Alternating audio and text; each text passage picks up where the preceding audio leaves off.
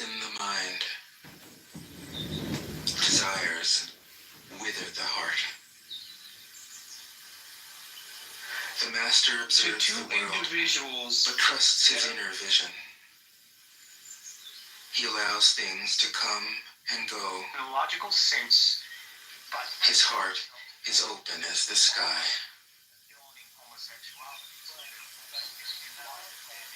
13. Success is as dangerous as failure. Hope is as hollow as fear. What does it mean that success is as dangerous as failure? Whether you go up the ladder or down it, your position is shaky. When you stand with your 2 feet on the ground, you will always keep your balance. What does it mean that hope is as hollow as fear? Hope and fear are both phantoms that arise from thinking of the self. When we don't see the self as self, what do we have to fear? See the world as yourself. Have faith in the way things are. Love the world as yourself. Then you can care for all things. 14. Look, and it can't be seen. Listen, and it can't be heard.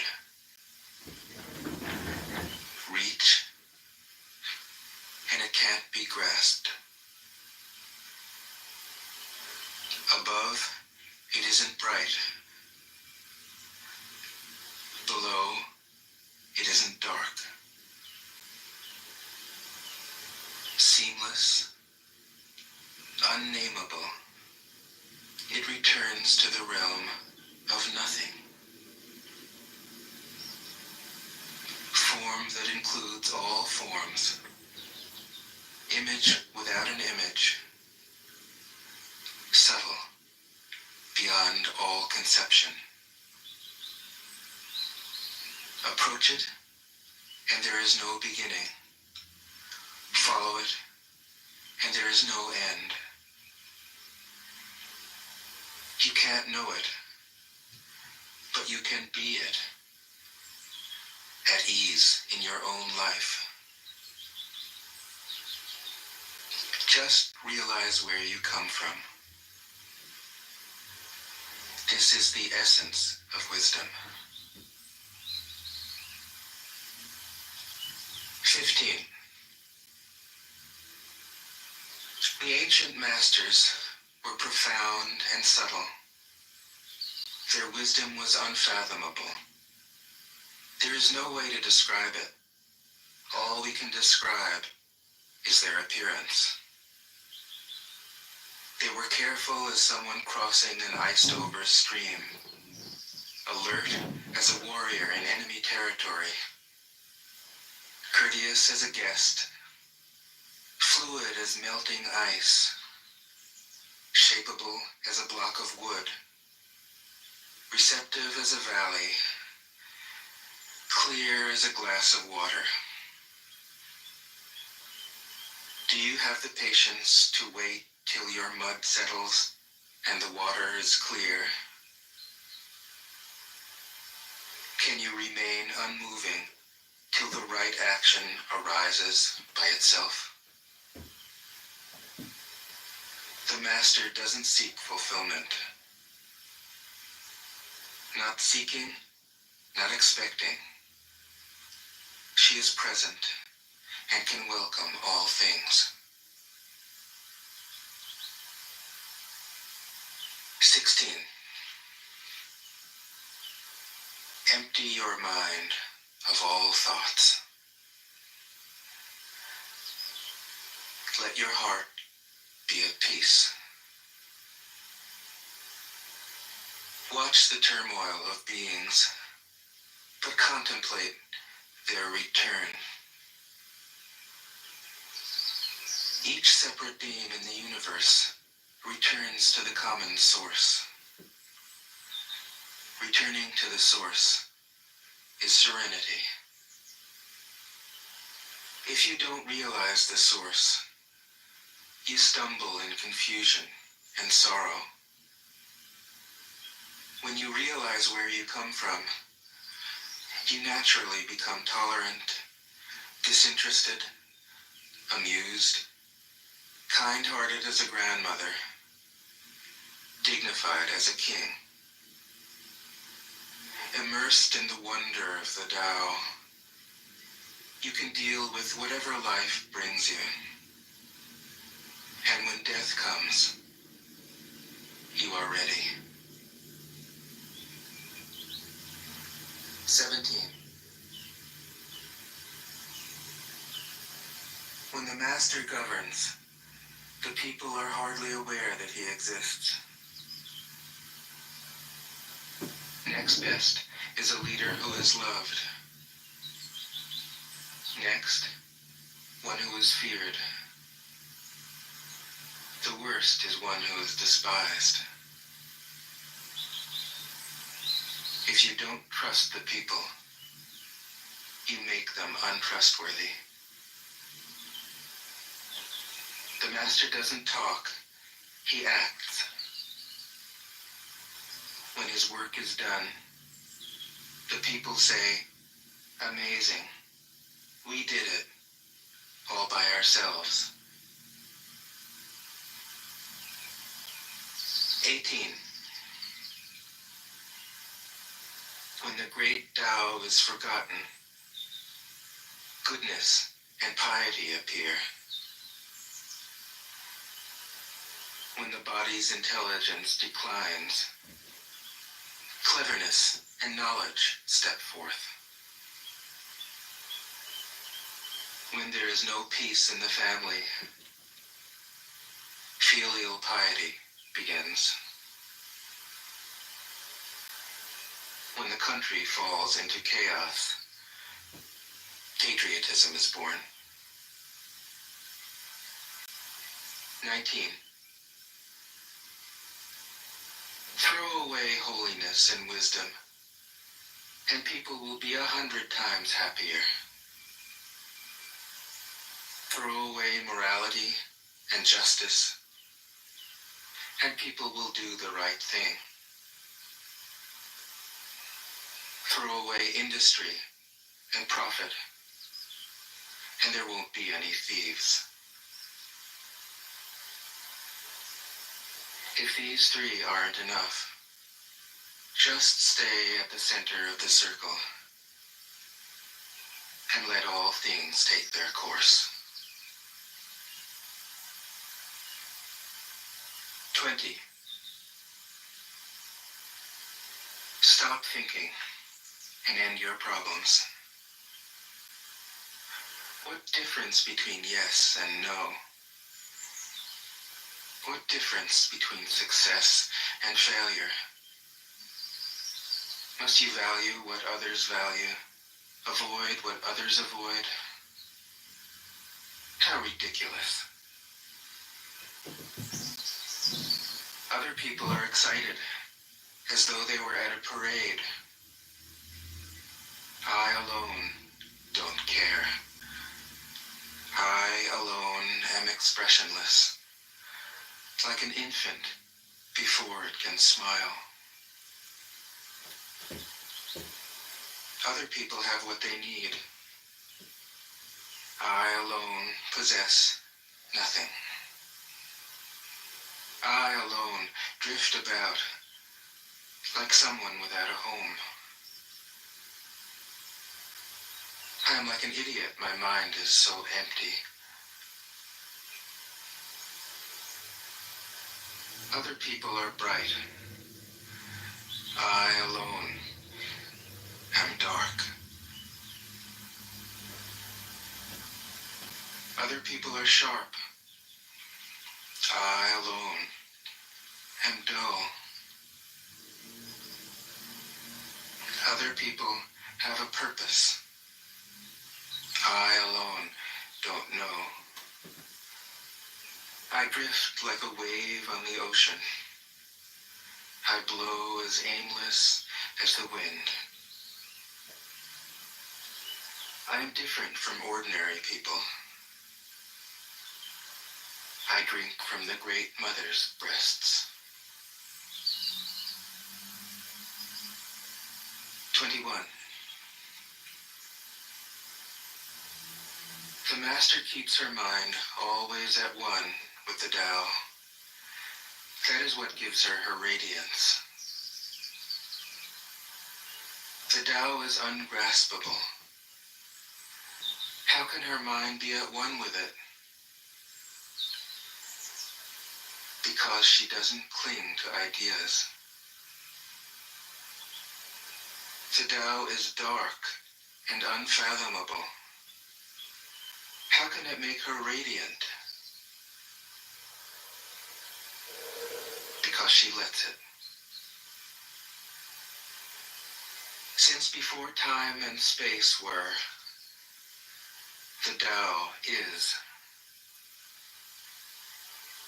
It is beyond is and is not. How do I know this is true? I look inside myself and see.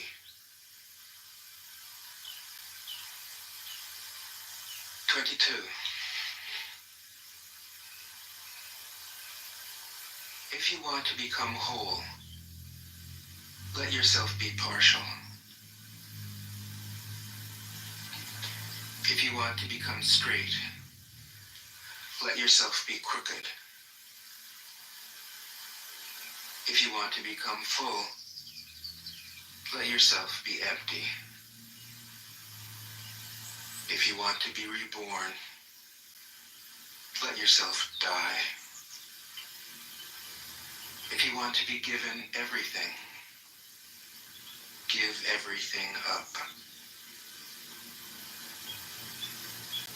The Master, by residing in the Tao, sets an example for all beings.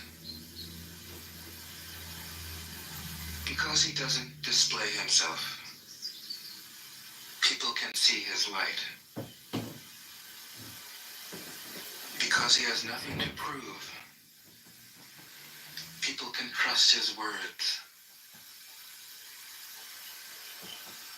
Because he doesn't know who he is, people recognize themselves in him. Because he has no goal in mind, everything he does succeeds. When the ancient masters said, if you want to be given everything, give everything up, they weren't using empty phrases. Only in being lived by the Tao can you be truly yourself.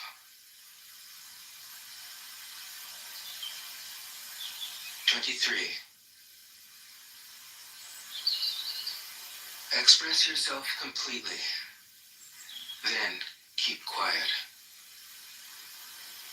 Be like the forces of nature. When it blows, there is only wind. When it rains, there is only rain. When the clouds pass, the sun shines through. If you open yourself to the Tao, you are at one with the Tao, and you can embody it completely. If you open yourself to insight, creator one day. you are at one with insight, and you can use it completely. If you open yourself to loss, you are at one with loss, and you can accept it completely. Open yourself to the Tao, then trust your natural responses, and everything will fall into place. 24. He who stands on tiptoe doesn't stand firm. He who rushes ahead doesn't go far. He who tries to shine dims his own light. He who defines himself can't know who he really is. He who has power over others can't empower himself. He who clings to his work will create nothing that endures. If you want to accord with the Tao, just do your job, then let go. 25. There was something formless and perfect before the universe was born.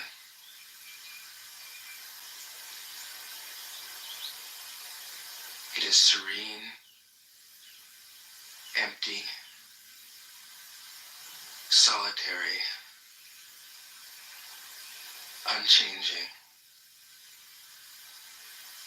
infinite, eternally present. It is the mother of the universe. For lack of a better name, I call it the Tao.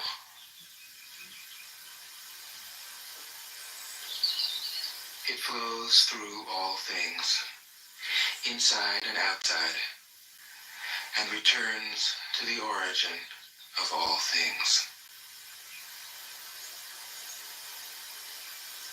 The Tao is great. The universe is great. Earth is great. Man is great. These are the four great powers. Man follows the earth. Earth follows the universe. The universe follows the Tao.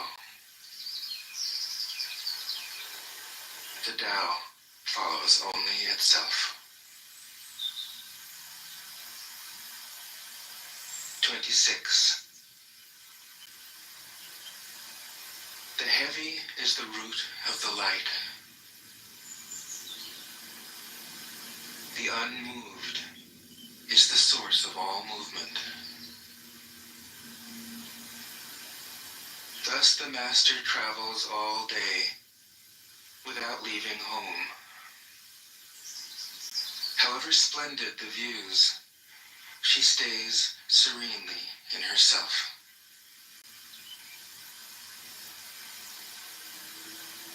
Why should the lord of the country flit about like a fool?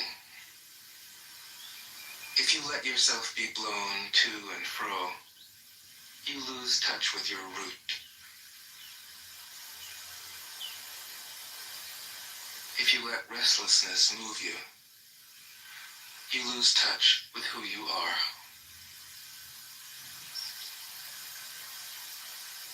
27. A good traveler has no fixed plans and is not intent upon arriving. A good artist lets his intuition lead him wherever it wants.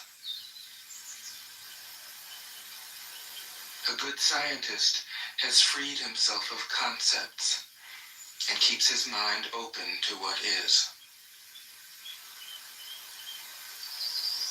Thus the master is available to all people and doesn't reject anyone.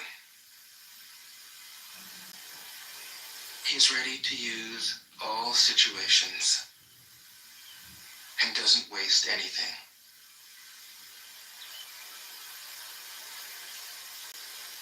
This is called embodying the light. What is a good man but a bad man's teacher? What is a bad man but a good man's job? If you don't understand this, you will get lost, however intelligent you are. It is the great secret.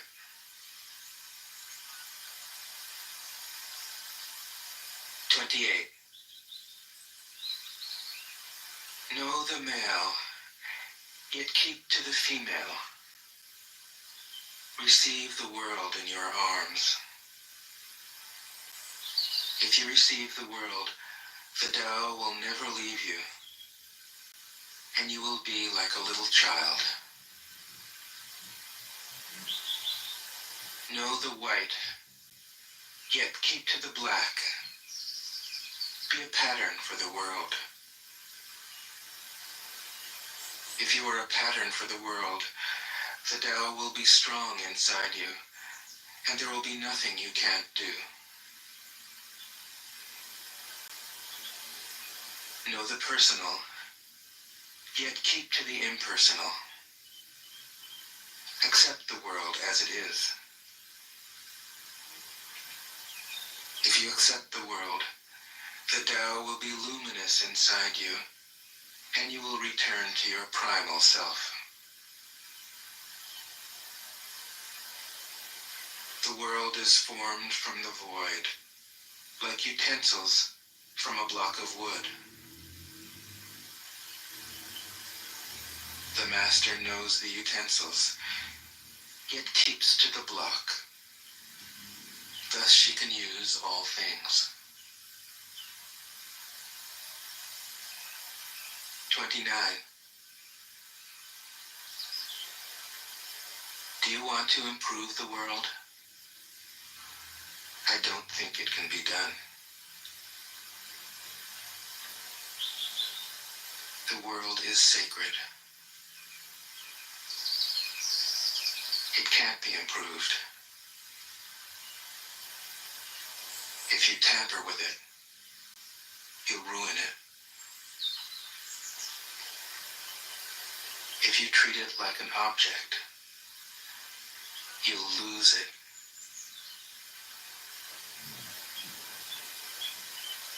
There is a time for being ahead, a time for being behind, a time for being in motion, a time for being at rest, a time for being vigorous, a time for being exhausted, a time for being safe, a time for being in danger. The master sees things as they are, without trying to control them. She lets them go their own way, and resides at the center of the circle. 30.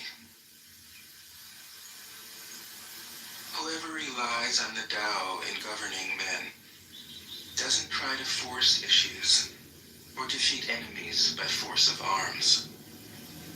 For every force, there is a counterforce. Violence, even well-intentioned, always rebounds upon oneself.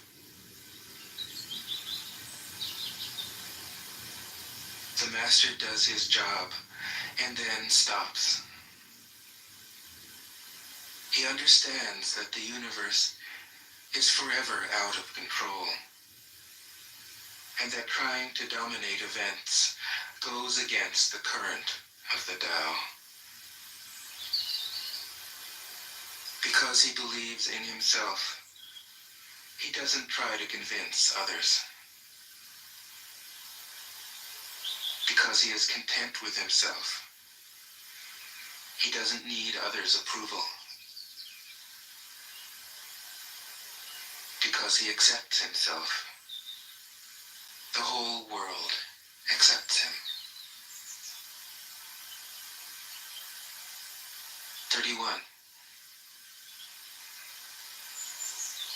Weapons are the tools of violence, All decent men detest them. Weapons are the tools of fear. A decent man will avoid them, except in the direst necessity, and if compelled, will use them only with the utmost restraint. Peace is his highest value.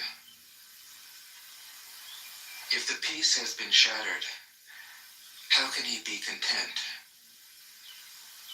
His enemies are not demons, but human beings like himself. He doesn't wish them personal harm, nor does he rejoice in victory. How could he rejoice in victory and delight in the slaughter of men? He enters a battle gravely, with sorrow, and with great compassion, as if he were attending a funeral. 32. The Tao can't be perceived. Smaller than an electron, it contains uncountable galaxies.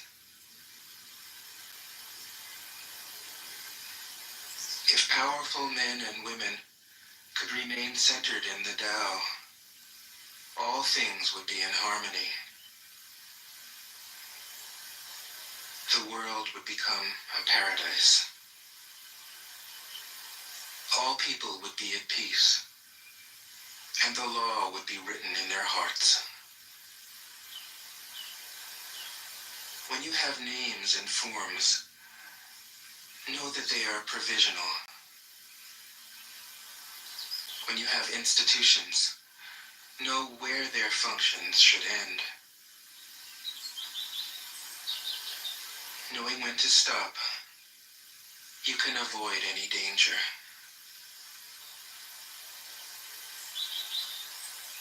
All things end in the Tao, as rivers flow into the sea. 33. Knowing others is intelligence. Knowing yourself is true wisdom. Mastering others is strength. Mastering yourself is true power. If you realize that you have enough, you are truly rich. If you stay in the center and embrace death with your whole heart, you will endure forever.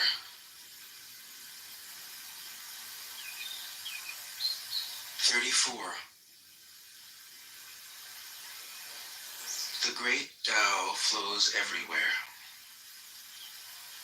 All things are born from it, yet it doesn't create them. It pours itself into its work, yet it makes no claim. It nourishes infinite worlds, yet it doesn't hold on to them. Since it is merged with all things and hidden in their hearts, it can be called humble. Since all things vanish into it, and it alone endures, it can be called great. It isn't aware of its greatness. Thus, it is truly great.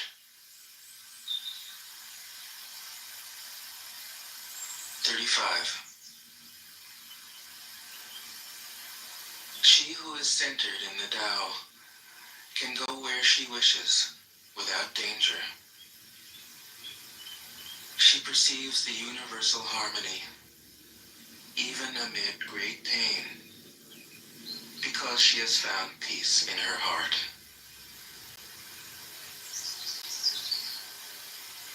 Music or the smell of good cooking may make people stop and enjoy. But words that point to the Tao seem monotonous and without flavor. When you look for it, there is nothing to see. When you listen for it, there is nothing to hear. When you use it, it is inexhaustible. 36. If you want to shrink something, you must first allow it to expand. If you want to get rid of something, you must first allow it to flourish. If you want to take something, you must first allow it to be given. This is called the subtle perception of the way things are. The soft overcomes the hard. The slow overcomes the fast. Let your workings remain a mystery. This is called the subtle perception of the way things are. The soft overcomes the hard. The slow overcomes the fast. Let your workings remain a mystery. Just show people the results.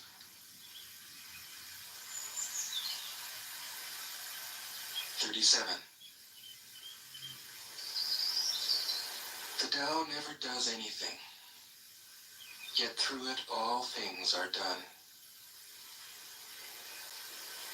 If powerful men and women could center themselves in it, the whole world would be transformed by itself in its natural rhythms. People would be content with their simple, everyday lives, in harmony and free of desire. When there is no desire, all things are at peace." 38. The Master doesn't try to be powerful. Thus, he is truly powerful. The ordinary man keeps reaching for power. Thus, he never has enough. The Master does nothing, yet he leaves nothing undone. The ordinary man is always doing things, yet many more are left to be done. The kind man does something, yet something remains undone.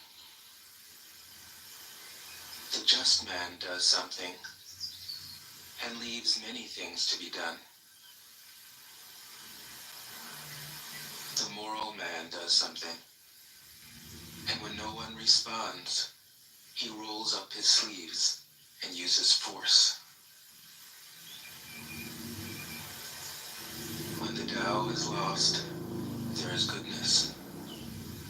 When goodness is lost, there is morality. When morality is lost, there is ritual. Ritual is the husk of true faith, the beginning of chaos. Therefore, the Master concerns himself with the depths and not the surface, with the fruit and not the flower. He has no will of his own. He dwells in reality and lets all illusions go.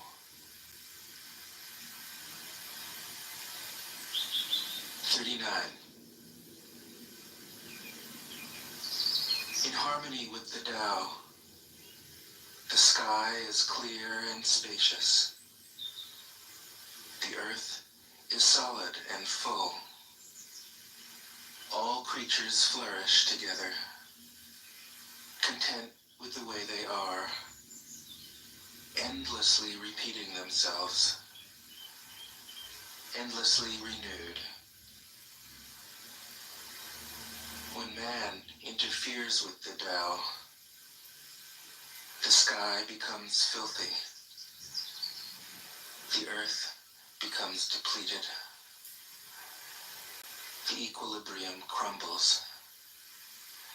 Creatures become extinct. The master views the parts with compassion because he understands the whole. His constant practice is humility. He doesn't glitter like a jewel, but lets himself be shaped by the Tao, as rugged and common as a stone.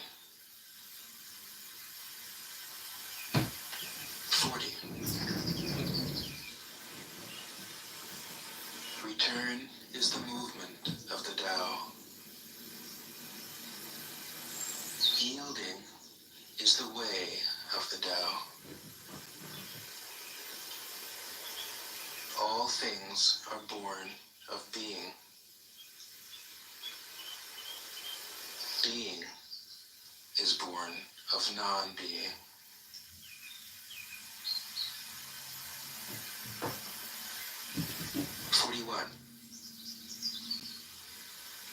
When a superior man hears of the Tao, he immediately begins to embody it. When an average man hears of the Tao, he half believes it, half doubts it. Where? On campuses? When Where? a foolish man hears of All the Tao, over. he Oh, I laughs missed out that loud. completely. Massive everywhere. Where? You know, I go to the New York Times, I scour, I look at the top 20 articles, it's not in there. Jesus, Randy, what are you, in a popcorn maker? I bought something that is in a plastic container, I'm sorry. I'm not a loud person. Somehow on the app people think of me as a loud person, but in real life I'm quiet as a church mouse. Well, when you're messing with food or a snack, maybe just to think about maybe just muting up until it's open and done. Otherwise, you never realize the background sound, how loud it can be. You are so right, sir, and I apologize, honestly. Alright, y'all, it's my bedtime. I will talk to you all. I'll see y'all tomorrow. Excellent night. Bye, Shaw. Sweet dreams. Be safe, Andy. Thank you. I'm almost home. Did anyone see Larry David wrote an editorial in the New York Times page? Anyone see it? No. It's about his dinner with Trump. It's basically, his dinner with Hitler. It's a parody. It's a takedown. You know how Bill Maher last week did a monologue about having dinner with Trump and how he found Trump kind of, charming. Well, Larry David did like a parody of it, talking about having dinner with Hitler. I think it's ridiculous. I think it's beyond. I think Larry David's much funnier. It's kind of forced, but in the echo chamber of the New York Now, your Times. wife is who she is, but she's also who she can become, as you've no doubt noticed many times. Randy, And you can extract out something good or something terrible from the possibility she represents. Now, your wife is who she is, but she's also... Like in these houses in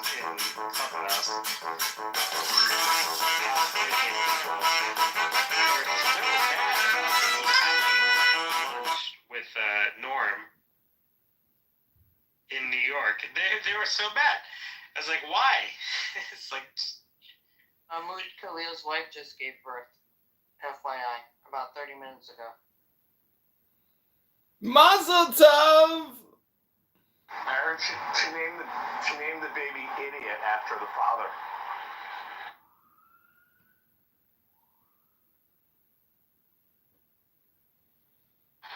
Kidding. I wish them all the best. Somebody kicked me from the room.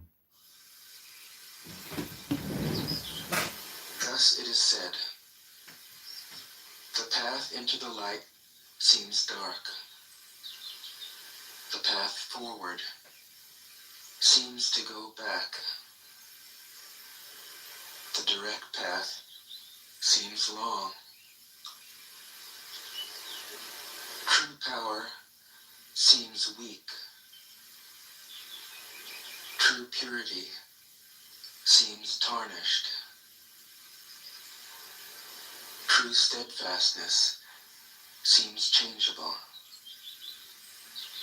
True clarity seems obscure. The greatest art seems unsophisticated. You're a popcorn maker. The greatest love seems indifferent. The greatest wisdom seems childish. The Tao is nowhere to be found, yet it nourishes and completes all things. 42. The Tao gives birth to one. One gives birth to two. Two gives birth to three. Three gives birth to all things. All things have their backs to the female and stand facing the male. When male and female combine, all things achieve harmony. Ordinary men hate solitude, but the Master makes use of it, embracing his aloneness, realizing he is one with the whole universe. 43. The gentlest thing in the world overcomes the hardest thing in the world. That which has no substance enters where there is no space. This shows the value of non-action. Teaching without words, performing without actions. That is the Master's way.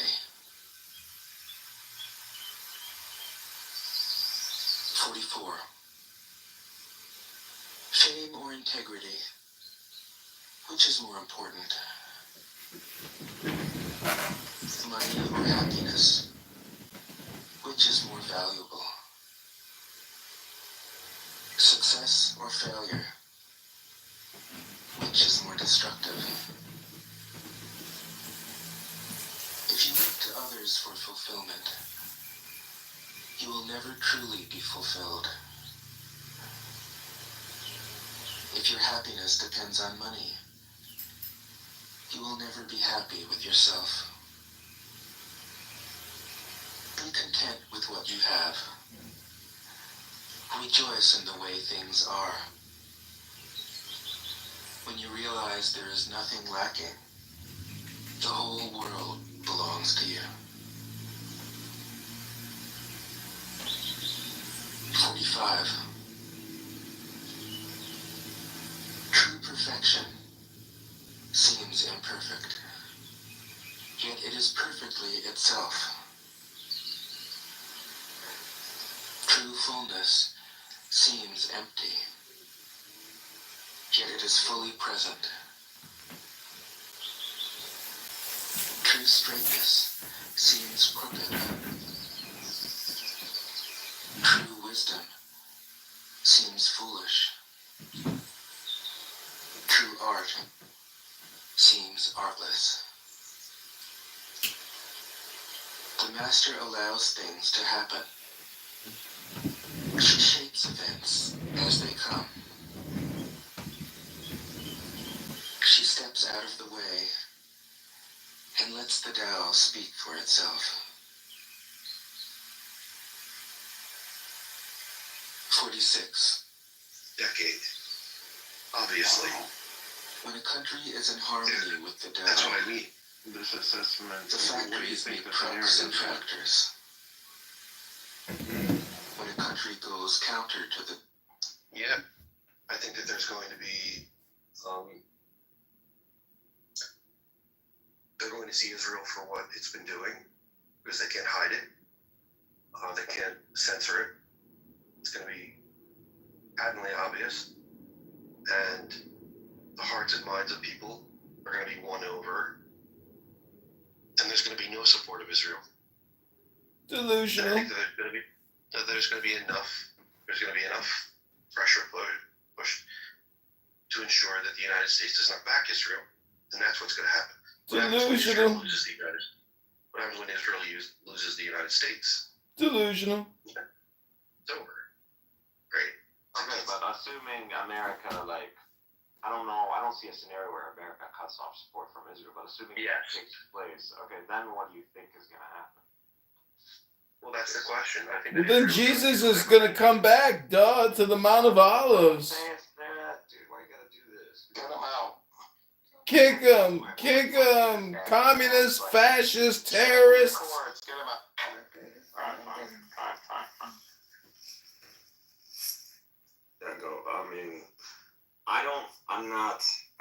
I think Israel has a lot of sway in the United States. That's not going to change anytime soon.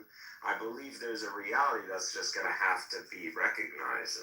And Israel's just going to just like you said, for the very reasons, like social media and the access of, like, you know, information and footage from what's happening over there. Israel can't commit to what is necessary for the survival of a Jewish state. So, based on that, I mean, Palestinians are, what's necessary for the survival of the Jewish state is the ethnic cleansing of Palestinians, of Arabs from the territories that are now the West Bank and Gaza. Yeah, so especially the West Bank, they need to ethnically cleanse these people, and they have not been able to do so because the Arabs understand the long game. So they understand that Israel doesn't need to be defeated in total war. All it needs to be defeated is through, demographics. That's all it is. At the end of the day, Israel is going to have to annex these territories, and these territories, if annexed, are going to have to include the people in these territories. And you know, it might be a time where, you know, they're not given equal rights or citizenship, but eventually the world is going to call out apartheid when these territories are annexed. It's going to be clear. There is no going to be, you know, running around the bush on the whole apartheid accusation. So, and they're just going to, just like what happened in South Africa is going to happen again. I mean, that's my vision.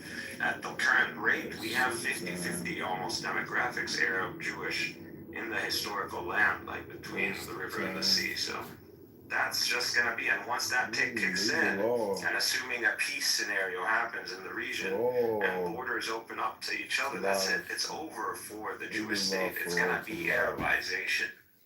So they're just going to get all Arabized. History's going to repeat itself. We don't even need a state of our own. We just need a territory where we can build, you know, the Palestinian West Bank, Gaza, and East Jerusalem, where we can actually build, and we don't have to call it a state. As long as Israel does not have the project of occupying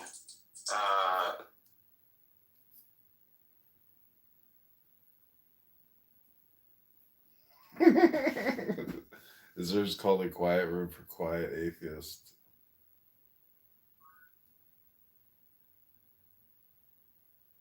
Shh. This is a quiet room for quiet atheists. That's right. No yelling. No yelling aloud. That's the number one rule. This is an ASMR shh room. Yeah, Yeah, something like that. No, it's just the other rooms just get so loud and wacky. It's intense because when you're listening to it, there's so many variables and so much like hyperbolic communication that I think it really takes a drain on like the listener's mental health. That's probably true. But I mean, I feel like people are attracted to this kind of like disaster porn. And like I'm no different. Like I definitely go, ooh, disaster porn. Let me listen to that for a little bit. But it's like people working in a slaughterhouse. Well, no, that's a bad analogy, but it's kind of a good analogy at the same time. I mean, I think we stew in the mire of bullshit for a while that like it can become harmful. I don't know. I think if you look at it as like a comedy club, it's probably a better reframe. Yeah, that's probably true. Because even in Andrew, you know, basically he is Woody. Somebody called him Woody from Toy Story, and he's like a caricature or character in the sense that you can hear him try to be funny, but he also plays like this American character, like okay, Bucko, okay, buddy. Like his communication is very motif or genre or category. So I don't know. He's just I don't know. He can't get out of his position. You know, he can't get a new script and go on stage and try to perform something else. It's always the same performance. But then sometimes he slips and he becomes immature, and thus insincere and a comedian and ludicrous and ridiculous, you know, and maybe even annoying.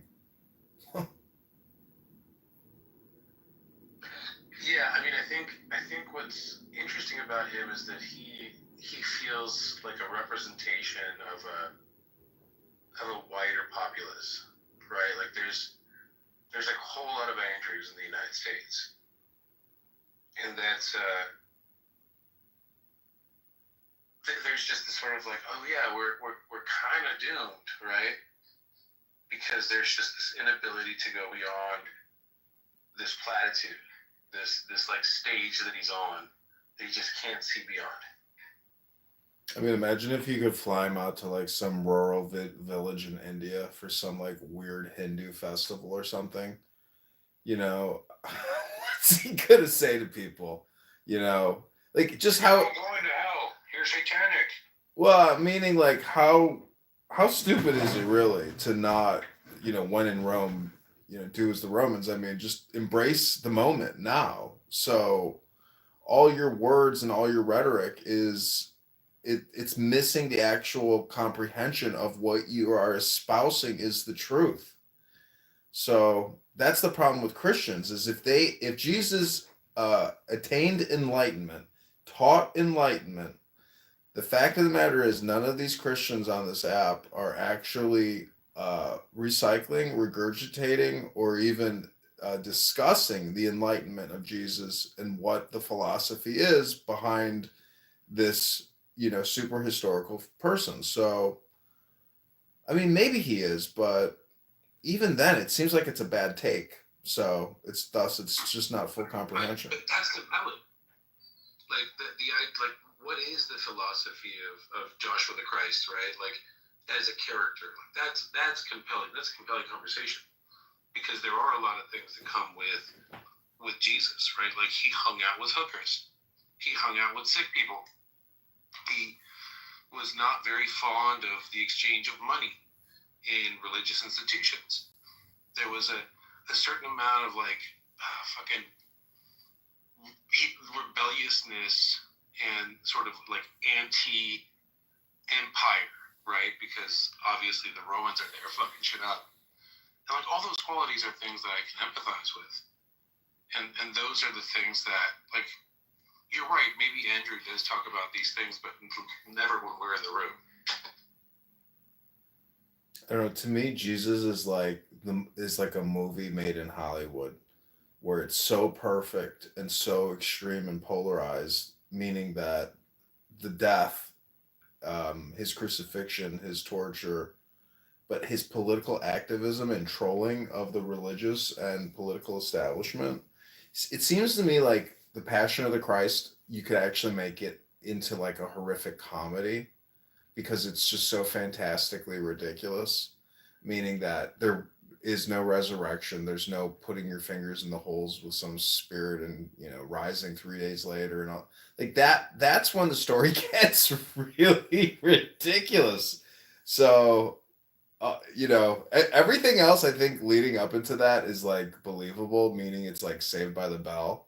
You know, it's about somebody's journey of temptation, and then trolling.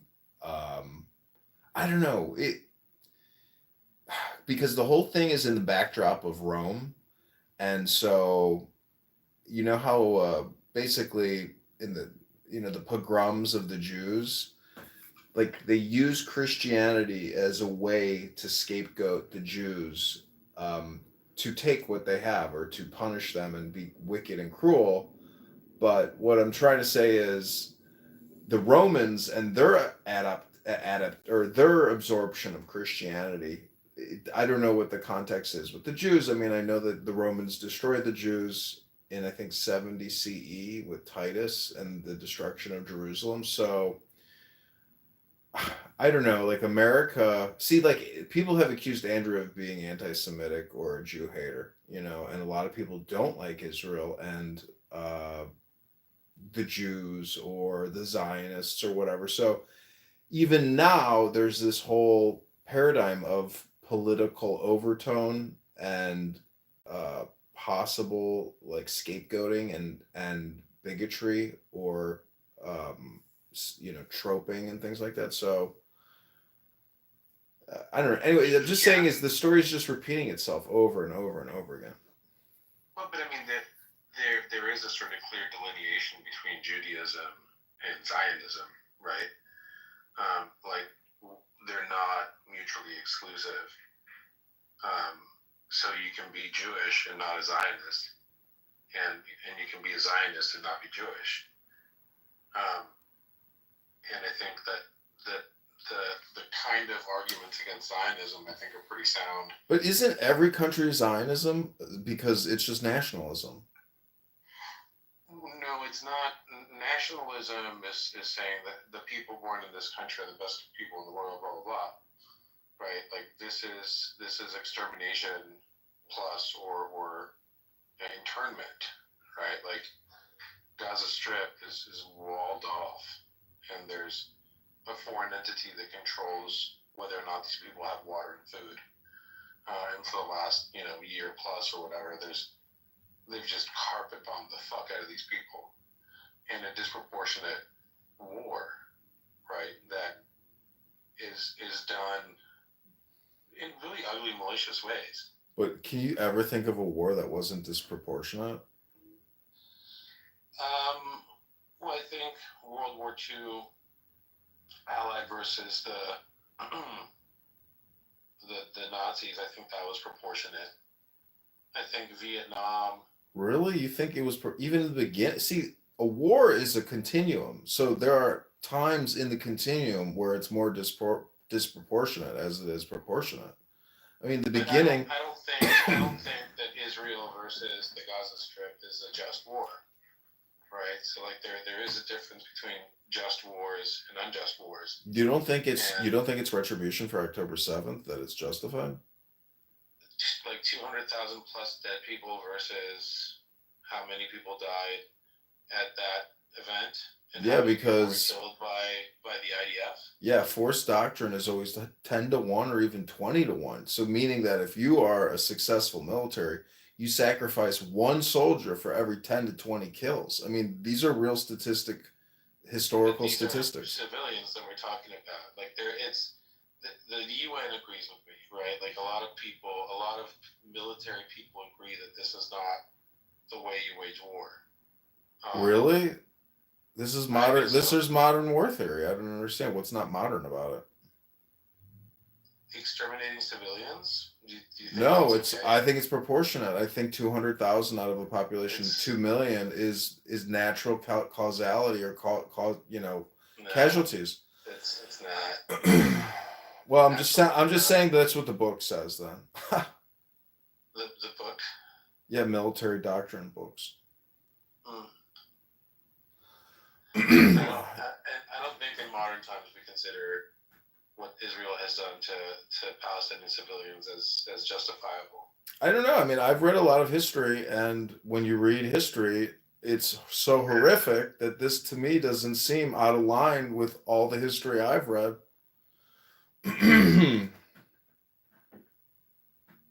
It seems to me like to be exactly what I've read, meaning that there's nothing out of the ordinary here.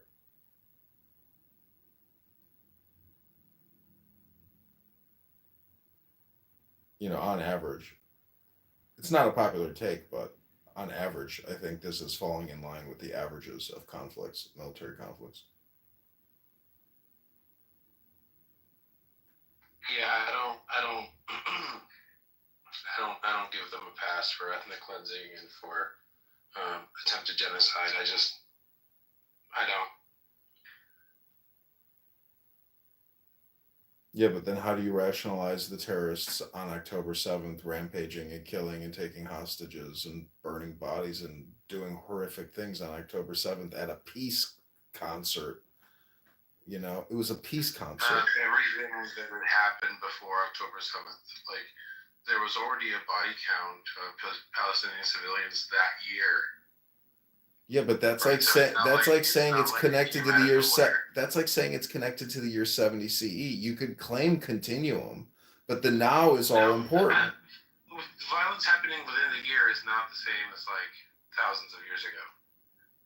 Well, when do you stop? Then you got to make the decision. Then, what year do you stop taking in? What year do you stop taking in history? So your judgment is only based on a specific time frame within 1 year of the most recent activities. That's how you go all the way to 1948 if you want. But you can't go past 1948. You won't go any further back in time. How far back? Because I'm making the point that the now is all important. That's what philosophy teaches. Thus, it's a history hypnosis game. And when you say that it wasn't okay, well, that's my theory, anyways.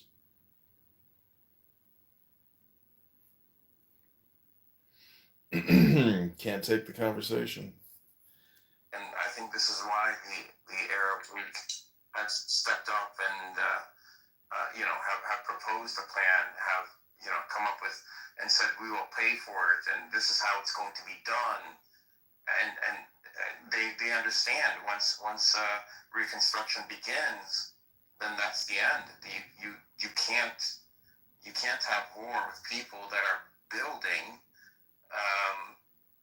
That's the opposite of the narrative that they've been building for 60 years. So I think look at the letter. It's over 200,000 people have signed on, and that's what we just don't know about. A lot of IDF reservists, even the 8200 group. There's a lot of Israeli army can complain all they want. At the end of the day, insurrection. I don't see insurrection taking place in the IDF, right? But it doesn't have to be full insurrection, though. It doesn't have to be full. It doesn't have to be a full insurrection. It just has to be a lot of cracks in the Israeli political system in Israeli society. And if you take the pressure off of where they're not occupying the West Bank, they're not going in, they're not conducting military operations, then they have to go somewhere else to stay in power. They have to have a war with somebody else to stay in power. And if they don't, then they can't rally around the flag, and that's what it comes down to. The rallying around the flag has lost its meaning, has been diminished, and now they're in a position where there's nothing that they can do in the West Bank or Gaza that would actually make Israel powerful, make Israel the way it was 10 years ago. I just don't see a scenario of that. I mean, economically, I don't see it. Politically, I don't see it. Diplomatically, I don't see it.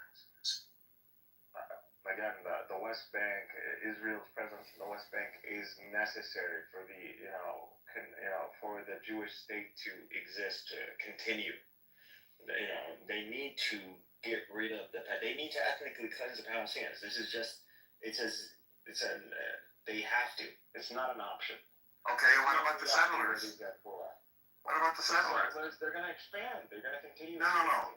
Are the settlers, are they in line politically, ideologically, with the upper echelon in Israel right now that is calling the shots?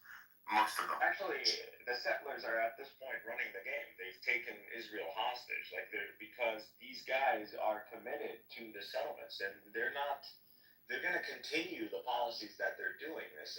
They're not going anywhere, and at that point, Israel needs to accommodate for them. They're the minority who's controlling the majority at this point. And you think the white European Zionists are going to allow them to do this? Specifically, it's not an option. They don't have any options. I don't know. I mean, I think they have options. They're not good options, but they have options. I just don't see them allowing the settlers to take over the government of Israel. I just can't imagine them sitting by and saying, you know what, you could take over and it's the secular European. They don't need to take over. The settlers don't need to take over. They're just a reality that you're going to have to contend with. They are not going anywhere. And you're not going to force them out. You're not going to quit. These are 700,000 people armed to the teeth. There's no one that's going to try to remove these people. They're here to stay. These settlements aren't going anywhere. That's what everybody needs to recognize. 700,000 people armed with M16s and light, now, they've been actually Get everywhere and will always be everywhere.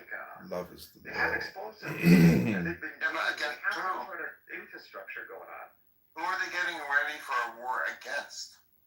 They are getting ready for war against anybody who is going to displace them from what they believe is Judea. And who would that be?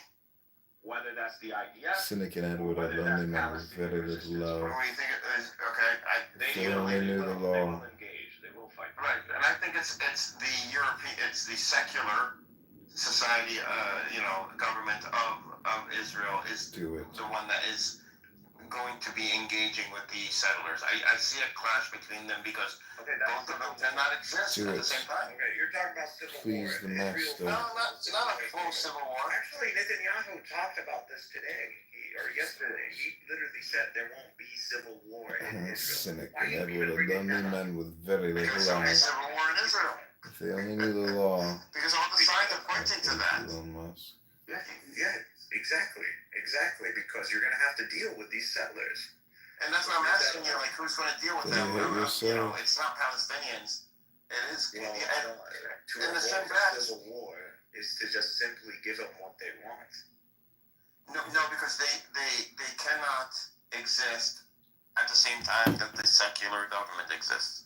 So you're saying give them the entirety of Israel, which was built for Europeans by mostly Europeans. The majority of it isn't European anymore. But the upper echelon is, and they are the ones in control. They're not letting go of Israel. It's a democracy. I mean, America's a democracy, but who's in charge? It's white people on the top. It's the oligarchy that's looking out for their interests, sure. So at the end, the system is set up to serve these people, anyways. Yeah. So where are these people coming from? Not from the settlements. From Israel, Okay. right? I understand, but for the interest of Israel, like the overall, like if they have to choose scenarios, clash with the settlers, civil war ensues.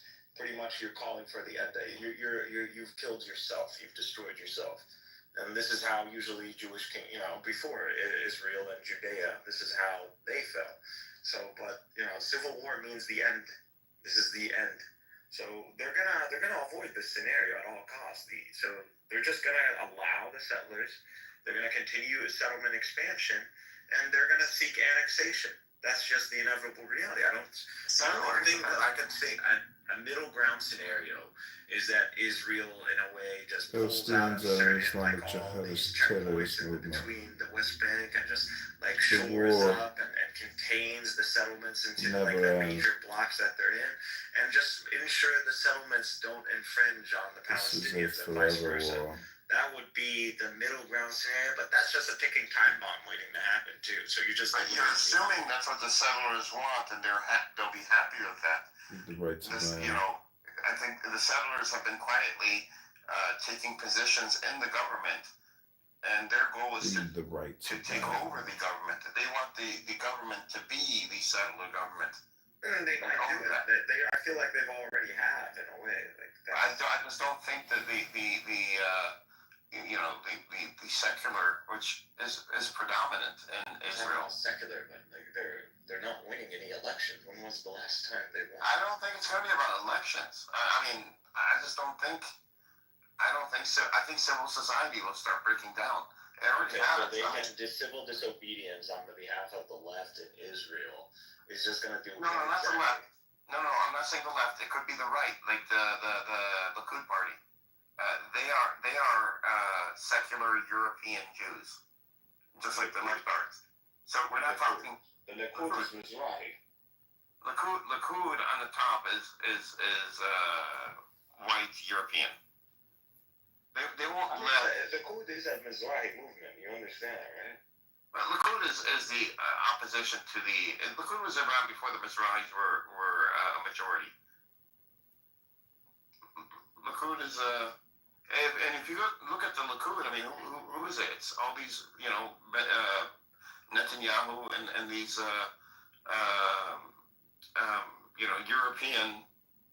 European Jews, and now they've attracted the Mizrahi, they've attracted the settler movements. They're using them, but like Shin Bet said, the head of Shin Bet said that the existential threat to Israel, the number one existential threat to Israel, is Jewish terror, and he's referring to the settlers. So there's going to be a day of reckoning when it comes to the settlers and to the traditional Israelis in Israel proper. Yeah, you might as well keep their anger faced towards the Palestinians. I mean, Israel has committed. That's it. There is no reversing what Netanyahu started after Rabin. I mean, it's over. You can't reverse. You've unleashed this monster. This monster's out there. Putting him back in the cage is practically you self-sacrificing yourself. I don't think the Israelis, regardless, are not going to self-sacrifice themselves for the sake of the Palestinians. Now, whether that's for the sake not for us. Seculars, for seculars to somehow do, ensure that these these hillbilly, zealots don't take over Israeli society. Well, it's too late. They already have. What are you gonna do about it? Like, you're gonna do civil disobedience? Okay, civil disobedience your way. What? I'll just unleash the Israeli police. You're just gonna turn Israel into a more draconian state, I guess. They're gonna stifle all these protests. They'll probably declare state law or state of emergency. That's what they'll do. For the most Well, look at the settlers. About 700,000 of them, right? About 400,000 actually live in that large block that bulges out into the West Bank. The rest are quality of life settlers for the most part that would gladly leave and move into Israel if there was housing in Israel. So removing the settlers is not going to be an issue. The blocks, these big cities of settlers that are attached to Israel at the base. We already agreed back at Oslo that this is going to be the 67 border. So they're going to be. No, I'm not saying Oslo. I'm saying we agreed on the 67 borders. That still stands. We're not going back to the 48, right? We agreed on the 67 borders, give or take. There's no way. No, these blocks are in that 67 border. So you're not getting rid of very many settlers, and I think they will go back to Israel. I think America will pay to have housing built in Israel for them. And that just leaves the Palestinians in the West Bank, and now you can't really. There's no security threat. You could have a border wall. You could have your checkpoints there, but it just leaves the West Bank open. And what's going to happen once the West Bank is open like that? We don't need a state. All we do is we need to just build for ourselves and build an economy, and that alone will give us enough credibility to where, once we're built up, there's no choice for the UN but to declare a state. I think that's the most realistic scenario, where a state would kind of sneak up, for Palestinians without, going negotiating with Israel, negotiating with the Palestinians, and it will be imposed on us, and it'll be about the 67 borders. Israel, a two-state solution is also a disaster for Israel. Actually, Yes, it is. It's again demographic collapse, inevitable demographic collapse. Like it's just you can't have peace in general, a peace scenario, even let's say a two-state solution takes place and a peace scenario ensues. Again, Arabization is inevitable. You have a fifth of the population that's Arab. It's going to connect with the new Palestinian state. They're going to be empowered by a Palestinian state, just like how Jews are empowered by an Israeli state, by a Jewish state. Palestinians overall, all over the world, they're going to be empowered by the presence of a Palestinian. And you don't need a two-state solution. You just need Palestinians to be left alone, and for Palestinians to be able to build an economy. It's not about us. They don't want to leave us alone because we are an existential threat. Yes, the threat is more if they don't leave us alone, then they would have to look internal at their own affairs. So they don't have the Palestinians to concentrate on. So even if we don't have a state, you're selling a recipe for disaster for them. Yeah, at this point, it's like how much you want. How far can you delay this? Delay the inevitable. Do you see Israel? No, forget two states. Forget two states. Do you see a scenario where Israel would be forced to allow the Palestinians to have the West Bank in terms of being able to build it, including Area C, or most of Area C, to be able to build an economy and not call it a state, but to govern themselves and build an economy? No.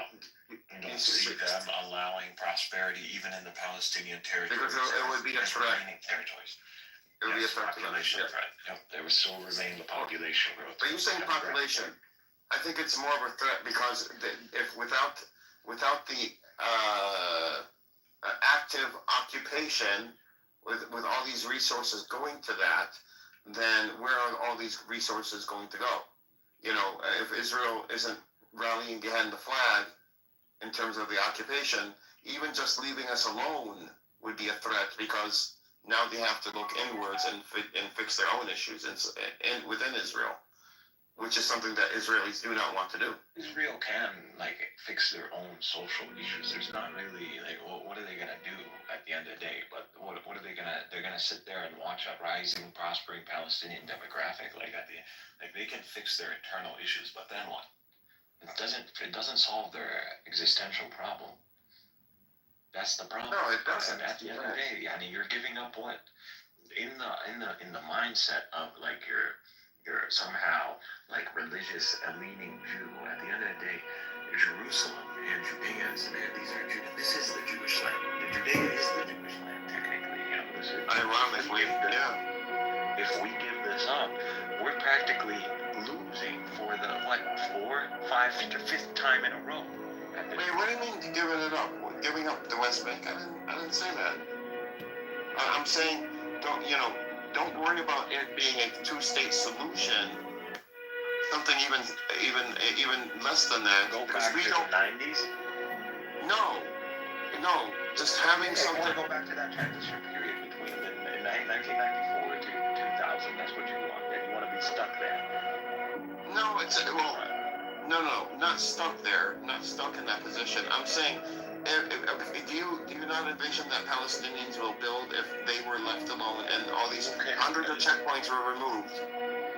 Prosperity, growing population, and then what? And then we don't have to do anything. And then what? We don't have to do anything. Population grows. Then Palestinians are why are we not a state? Right, that would come years. That's not important to us. You're kicking the concept down the road. No. it's not important to us. I used to think it is important. You think. You're not the future generation. The future generation will see everything that took place in the past, and they will want to fight. No, I think if they see a Palestine being grown without it actually being called a Palestinian state officially by the UN, I don't think people would care very much. And on top of that, I think years down the road, 10 years from now, if the Palestinian economy and government is growing and is prospering and is organized, then the UN has no choice but to call it a state. You can't argue that. There you go. You have a state now. Right, but we don't have to ask for one now. You don't have to, dude. That's not a problem now. On the ground, it's a state. Even if you don't, the eventual reality of a Palestinian state is an existential threat to Israel. That's just a fact. Yes, I get that. Okay, so why would they allow an existential threat to grow? I'm not saying why would they allow. I'm saying would the world allow Palestinians not to? Okay, we're not asking for a state. The Jewish state.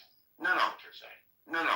Would the world allow Palestinians to say, okay, we're not asking for a Palestinian state now. We're not. We would like to prove ourselves. Can we have Israel allow us to prove ourselves? And here are some here are some. Israel doesn't want. Israel doesn't. Right. That's why I'm saying if you speak to the world and say we're not asking for a Palestinian state now, we're just asking to be left alone so we could build our own economy. If you talk to the world this way, that just increases.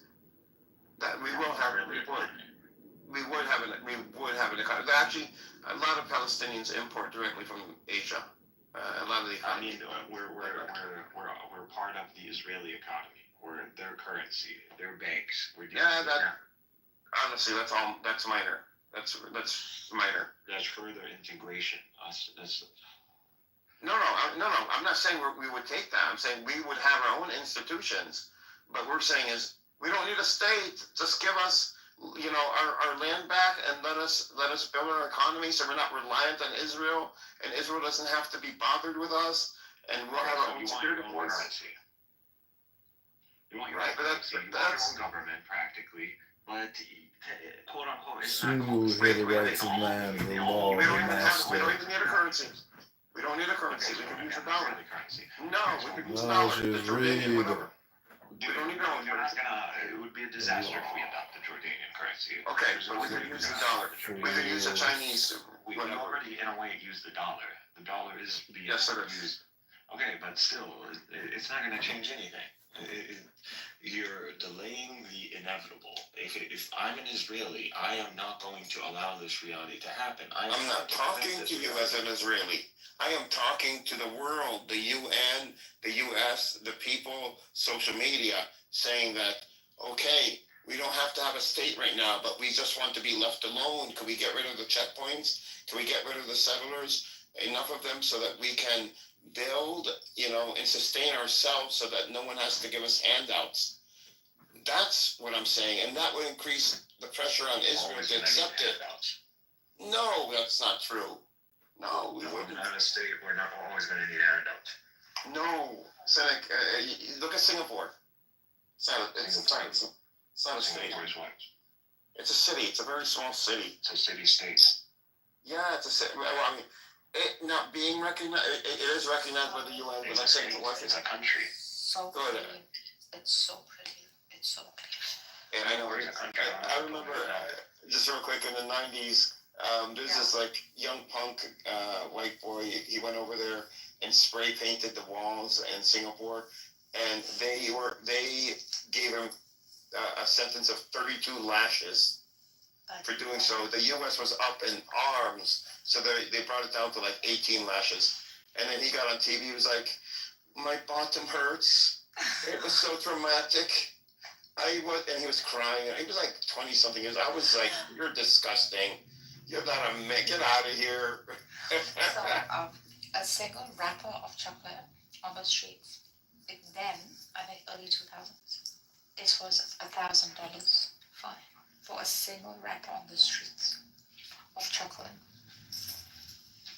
Can you Okay, I mean, The scary looking back. state. Listen to No, mommy. forget about the state. No, just, you know what I'm saying. Yeah, but I've been. We don't need currency. We don't need a central bank. We need, It doesn't matter what. Use your own currency. we don't need our own currency right now. He's saying you don't need that. What's I the mean, That's fine. We could use someone else's. All you want is security. All you want is security. Security, so we could build an economy. We don't. Okay, You don't have. You know what? Listen to mommy. People. The scary looking vaccine shot will help keep you safe. Right, but we don't have to bring that up. I mean, they know about it. They know it. But we are talking to the world, not Israel. And you're not talking to the world. The world is being run by United States. The world is the United States. Why are you not getting that? What part of that do you not understand yet? The world is the United States. This is, I just want to strangle him. In an American if you're not getting this, it's your fault. I am getting the fact that I know that I've learned that I have to speak to my audience. I have to know who my audience is and speak to them, just like the prophet did. He did this. He spoke to his audience. He spoke to different people in different ways. Speak to your audience. Who's your audience? It's not Israel. It's the people. At the end, you can get all the people to agree with you. I think the whole world, pretty much, if it was up to a vote, yes, they recognize the Palestinian plight, and they'll tell you that this needs to end. But at the end of the day, who's in power? The United States. There's the American interest in this, and there's an oligarchy in America that has a very strong representation of pro-Zionist. And these people are just not going to let this happen, at the end of the day. And I get it. It's going to come down to, this current, unfortunately for them, it's come down to this at this moment. This is the critical moment. They need to they need to wrap it up. I don't believe they're going to be able to wrap it up. But that doesn't mean that they're going to concede or they're going to let us be. I just believe at this point they're going to push for annexation.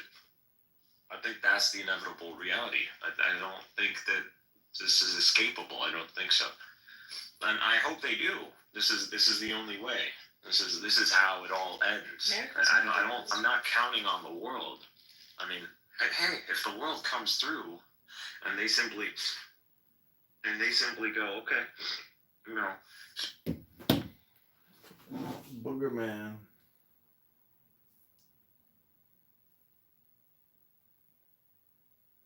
The Dow. Warheads are stockpiled outside the cities. There is no greater illusion than fear. No greater wrong than preparing to defend yourself. No greater misfortune than having an enemy. Whoever can see through all fear will always be safe.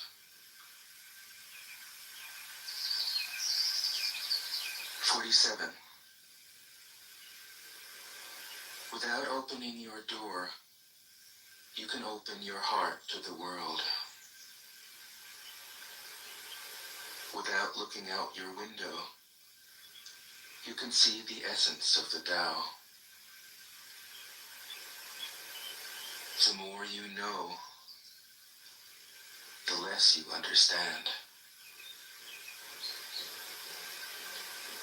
The master arrives without leaving, sees the light without looking, achieves without doing a thing.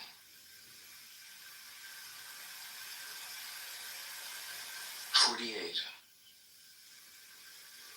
In the pursuit of knowledge, every day something is added. In the practice of the Tao, every day something is dropped. Less and less do you need to force things, until finally you arrive at non-action. When nothing is done,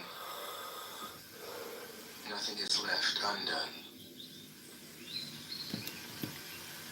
True mastery can be gained by letting things go their own way.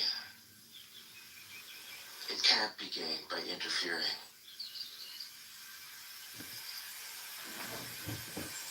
"49. The master has no mind of her own. She works with the mind of the people. She is good to people who are good. She's also good to people who aren't good. This is true goodness. She trusts people who are trustworthy. She also trusts people who aren't trustworthy. This is true trust. The master's mind is like space. People don't understand her. They look to her and wait. She treats them like her own children.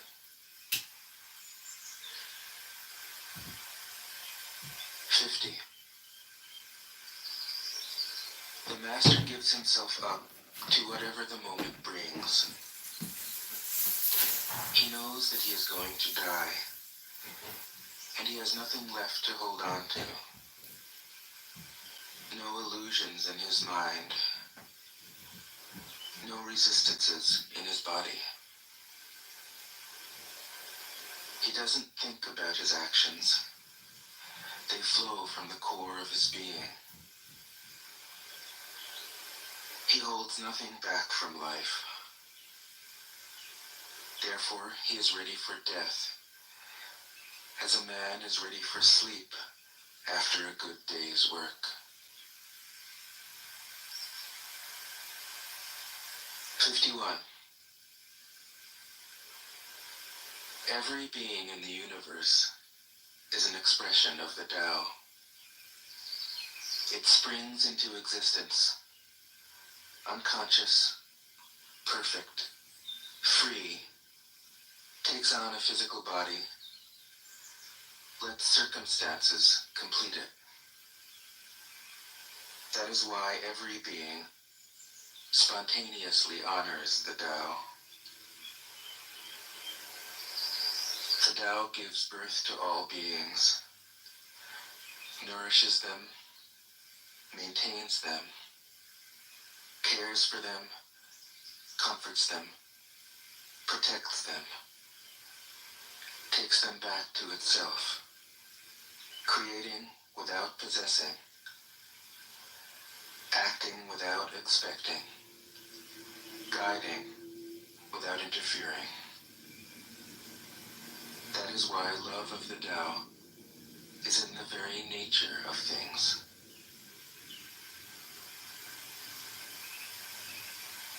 52. In the beginning was the Tao. All things issue from it. All things return to it. To find the origin, trace back the manifestations. When you recognize the children and find the mother, you will be free of sorrow. If you close your mind in judgments and traffic with desires, your heart will be troubled. If you keep your mind from judging and aren't led by the senses, your heart will find peace. Seeing into darkness is clarity. Knowing how to yield is strength. Use your own light and return to the source of light. This is called practicing eternity. 53. The great way is easy, yet people prefer the side paths. Be aware when things are out of balance. Stay centered within the Tao.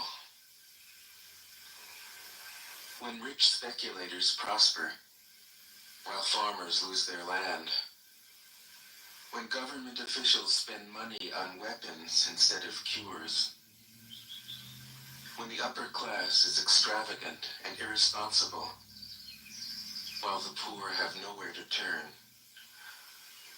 all this is robbery and chaos. It is not in keeping with the Tao. 54. Whoever is planted in the Tao will not be rooted up.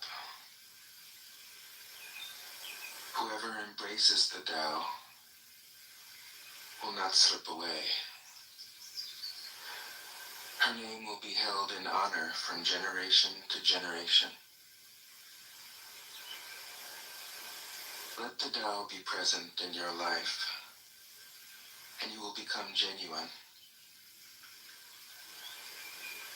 Let it be present in your family, and your family will flourish. Let it be present in your country, and your country will be an example to all countries in the world. Let it be present in the universe, and the universe will sing. How do I know this is true? By looking inside myself. 55. He who is in harmony with the Tao is like a newborn child. Its bones are soft, its muscles are weak, but its grip is powerful. It doesn't know about the union of male and female, yet its penis can stand erect. So intense is its vital power. It can scream its head off all day, yet it never becomes hoarse. So complete is its harmony. The Master's power is like this. He lets all things come and go effortlessly, without desire. He never expects results. Thus he is never disappointed. He is never disappointed. Thus his spirit never grows old.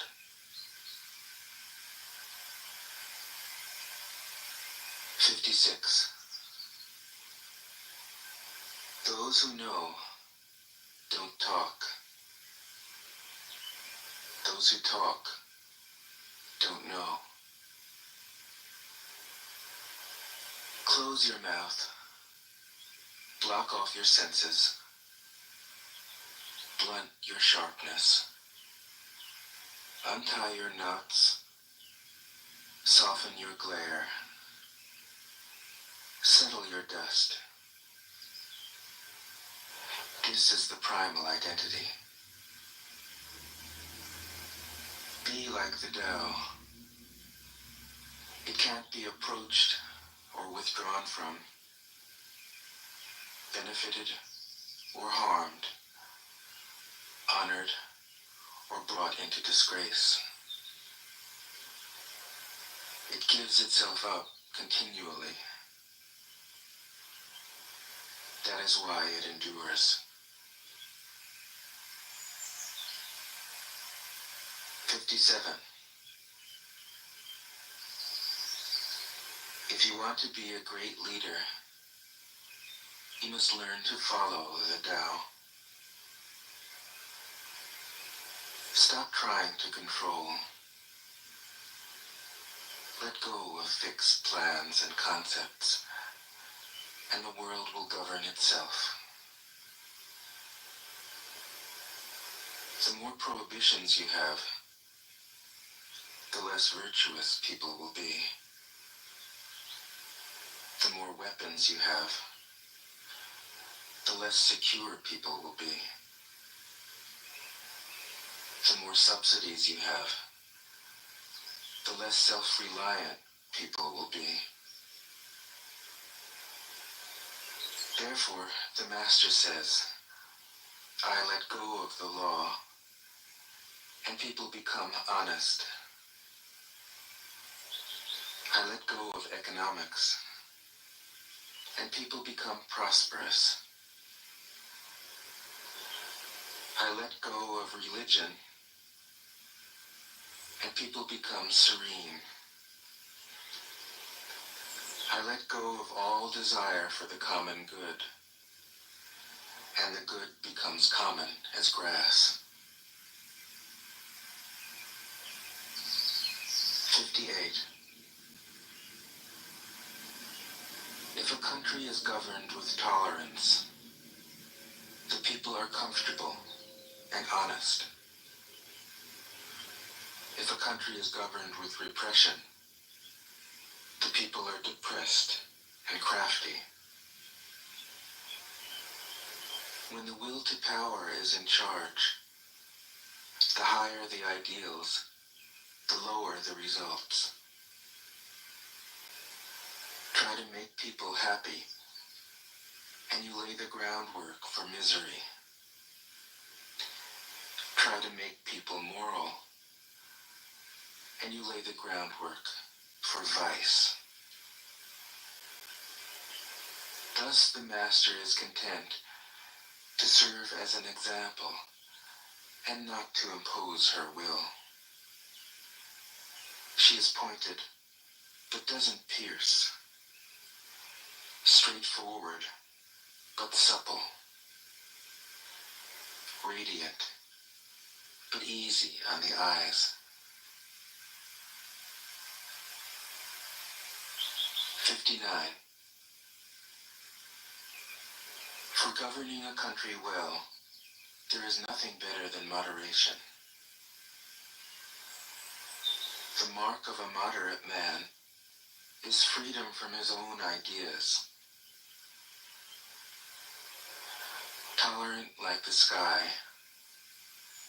all-pervading like sunlight, firm like a mountain, supple like a tree in the wind. He has no destination in view, and makes use of anything life happens to bring his way. Nothing is impossible for him. Because he has let go, he can care for the people's welfare, as a mother cares for her child.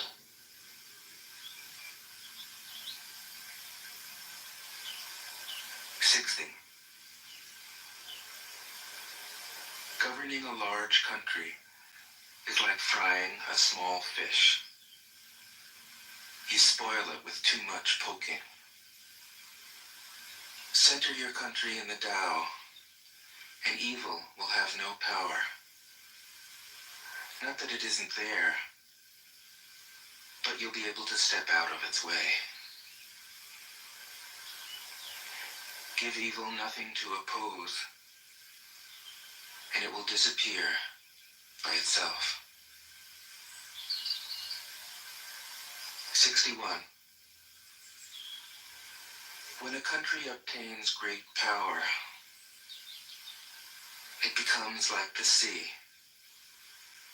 All streams run downward into it. The more powerful it grows, the greater the need for humility.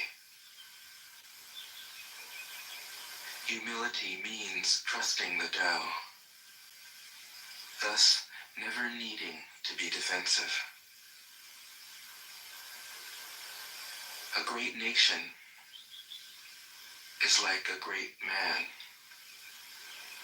When he makes a mistake, he realizes it. Having realized it, he admits it. Having admitted it, he corrects it. He considers those who point out his faults as his most benevolent teachers. He thinks of his enemy as the shadow that he himself casts. If a nation is centered in the Tao, if it nourishes its own people and doesn't meddle in the affairs of others, it will be a light to all nations in the world. 62. The Tao is the center of the universe, the good man's treasure, the bad man's refuge. Honors can be bought with fine words. Respect can be won with good deeds. But the Tao is beyond all value, and no one can achieve it. Thus, when a new leader is chosen, don't offer to help him with your wealth or your expertise. Offer instead to teach him about the Tao. Why did the ancient masters esteem the Tao? Because being one with the Tao, when you seek, you find.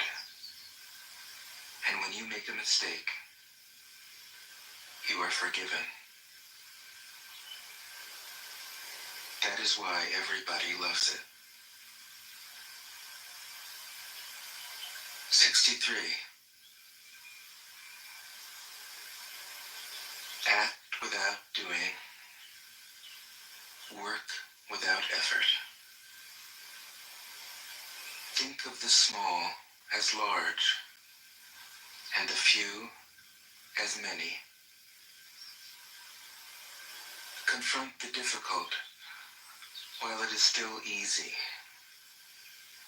Accomplish the great task by a series of small acts. The master never reaches for the great. Thus she achieves greatness. When she runs into a difficulty, she stops and gives herself to it. She doesn't cling to her own comfort. Thus, problems are no problem for her. 64. What is rooted is easy to nourish. What is recent is easy to correct. What is brittle is easy to break. What is small is easy to scatter. Prevent trouble before it arises. Put things in order before they exist. A giant pine tree grows from a tiny sprout. The journey of 1,000 miles starts from beneath your feet.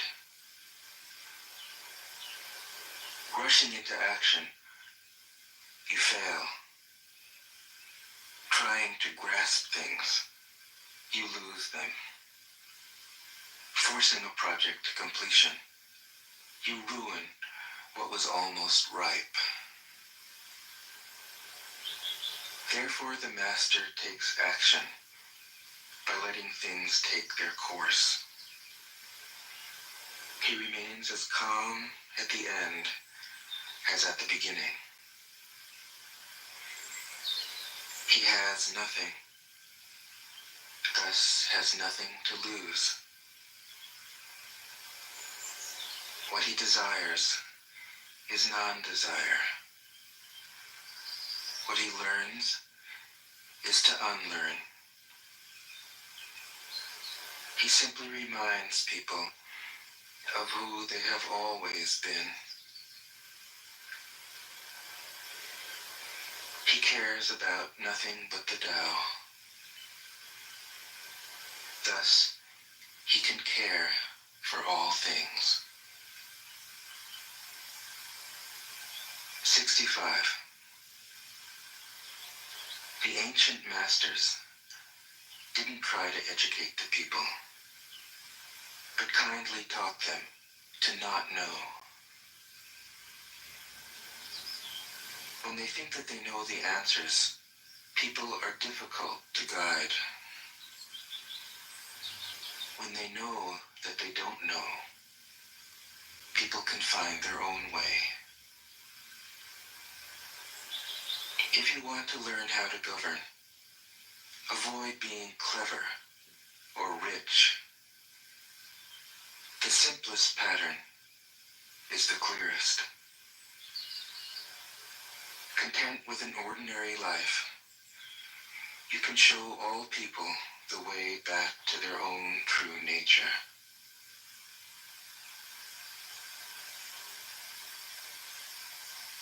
'66. All streams flow to the sea because it is lower than they are. Humility gives it its power. If you want to govern the people, you must place yourself below them. If you want to lead the people, you must learn how to follow them. The master is above the people, and no one feels oppressed. She goes ahead of the people, and no one feels manipulated. The whole world is grateful to her, because she competes with no one. No one can compete with her. 67. Some say that my teaching is nonsense. Others call it lofty, but impractical. But to those who have looked inside themselves, this nonsense makes perfect sense. And to those who put it into practice, this loftiness has roots that go deep. I have just 3 things to teach: simplicity, patience, compassion. These 3 are your greatest treasures. Simple in actions and in thoughts, you return to the source of being. Patient with both friends and enemies, you accord with the way things are. Compassionate toward yourself, you reconcile all beings in the world. 68. The best athlete wants his opponent at his best. The best general enters the mind of his enemy. The best businessman serves the communal good. The best leader follows the will of the people. All of them embody the virtue of non-competition. Not that they don't love to compete, but they do it in the spirit of play. In this, they are like children, and in harmony with the Tao. 69. The generals have a saying: rather than make the first move, it is better to wait and see. Rather than advance an inch, it is better to retreat a yard. This is called going forward without advancing, pushing back without using weapons. There's no greater misfortune than underestimating your enemy. Underestimating your enemy means thinking that he is evil. Thus, you destroy your three treasures and become an enemy yourself. When two great forces oppose each other, the victory will go to the one that knows how to yield. 70. My teachings are easy to understand and easy to put into practice. Yet your intellect will never grasp them, and if you try to practice them, you'll fail. My teachings are older than the world. How can you grasp their meaning? If you want to know me, look inside your heart. 71. Not knowing is true knowledge. Presuming to know is a disease. First realize that you are sick. Then you can move toward health. The Master is her own physician. She has healed herself of all knowing. Thus, she is truly whole. 72. When they lose their sense of awe, people turn to religion. When they no longer trust themselves, they begin to depend upon authority. Therefore, the Master steps back so that people won't be confused. He teaches without a teaching, so that people will have nothing to learn. 73. The Tao is always at ease. It overcomes without competing, answers without speaking a word, arrives without being summoned, accomplishes without a plan. Its net covers the whole universe, and though its meshes are wide, it doesn't let a thing slip through. 74. If you realize that all things change, there is nothing you will try to hold on to. If you aren't afraid of dying, there is nothing you can't achieve. Trying to control the future is like trying to take the master carpenter's place. When you handle the master carpenter's tools, chances are that you'll cut your hand. 75. When taxes are too high, people go hungry. When the government is too intrusive, people lose their spirit. Act for the people's benefit. Trust them. Leave them alone. 76.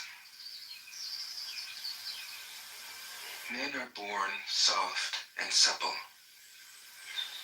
Dead, they are stiff and hard. Plants are born tender and pliant. Dead, they are brittle and dry. Thus, whoever is stiff and inflexible is a disciple of death. Whoever is soft and yielding is a disciple of life. The hard and stiff will be broken. The soft and supple will prevail. 77. As it acts in the world, the Tao is like the bending of a bow. The top is bent downward. The bottom is bent up. It adjusts excess and deficiency so that there is perfect balance. It takes from what is too much and gives to what isn't enough. Those who try to control, who use force to protect their power, go against the direction of the Tao. They take from those who don't have enough and give to those who have far too much. The master can keep giving because there is no end to her wealth. She acts without expectation, succeeds without taking credit, and doesn't think that she is better than anyone else. 78. Nothing in the world is as soft and yielding as water. Yet for dissolving the hard and inflexible, nothing can surpass it. The soft overcomes the hard. The gentle overcomes the rigid. Everyone knows this is true, but few can put it into practice. Therefore, the master remains serene in the midst of sorrow. Evil cannot enter his heart, because he has given up helping. He is people's greatest help. True words seem paradoxical.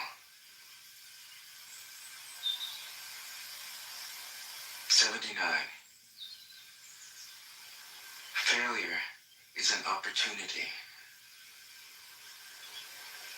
If he blames someone else, there is no end to the blame. Therefore, the master fulfills her own obligations and corrects her own mistakes.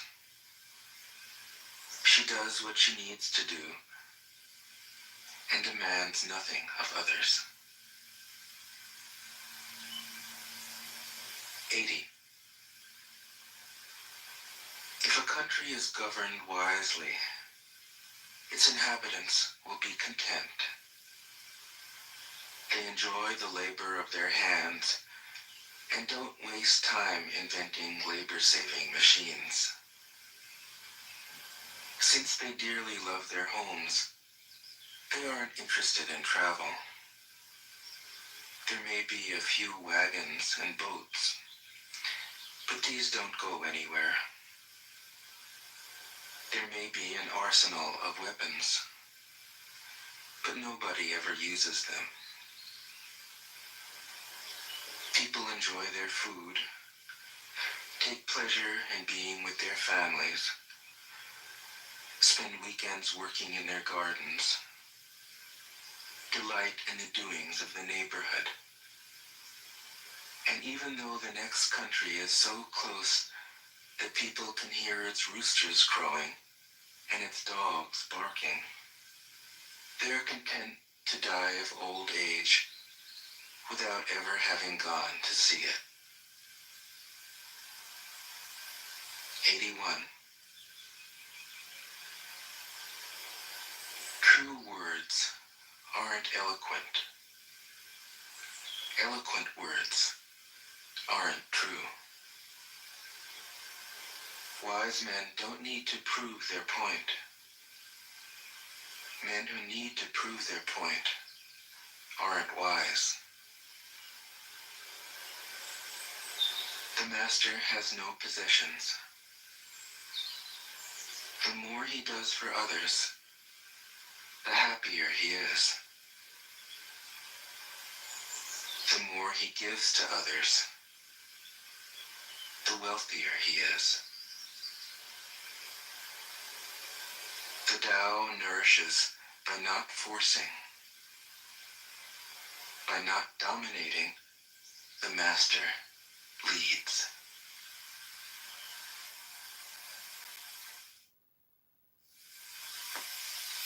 Tao Te Ching can be translated as the book of the imminence of the way, or the book of the way and of how it manifests itself in the world, or simply the book of the way. Since it is already well known by its Chinese title, I have let that stand.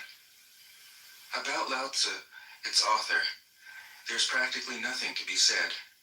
He may have been an older contemporary of Confucius, 551 to 479 BCE, and may have held the position of archive keeper in one of the petty kingdoms of the time. But all the information that has come down to us is highly suspect. Even the meaning of his name is uncertain. The most likely interpretations, the old master, or more picturesquely, the old boy. Like an Iroquois woodsman, he left no traces.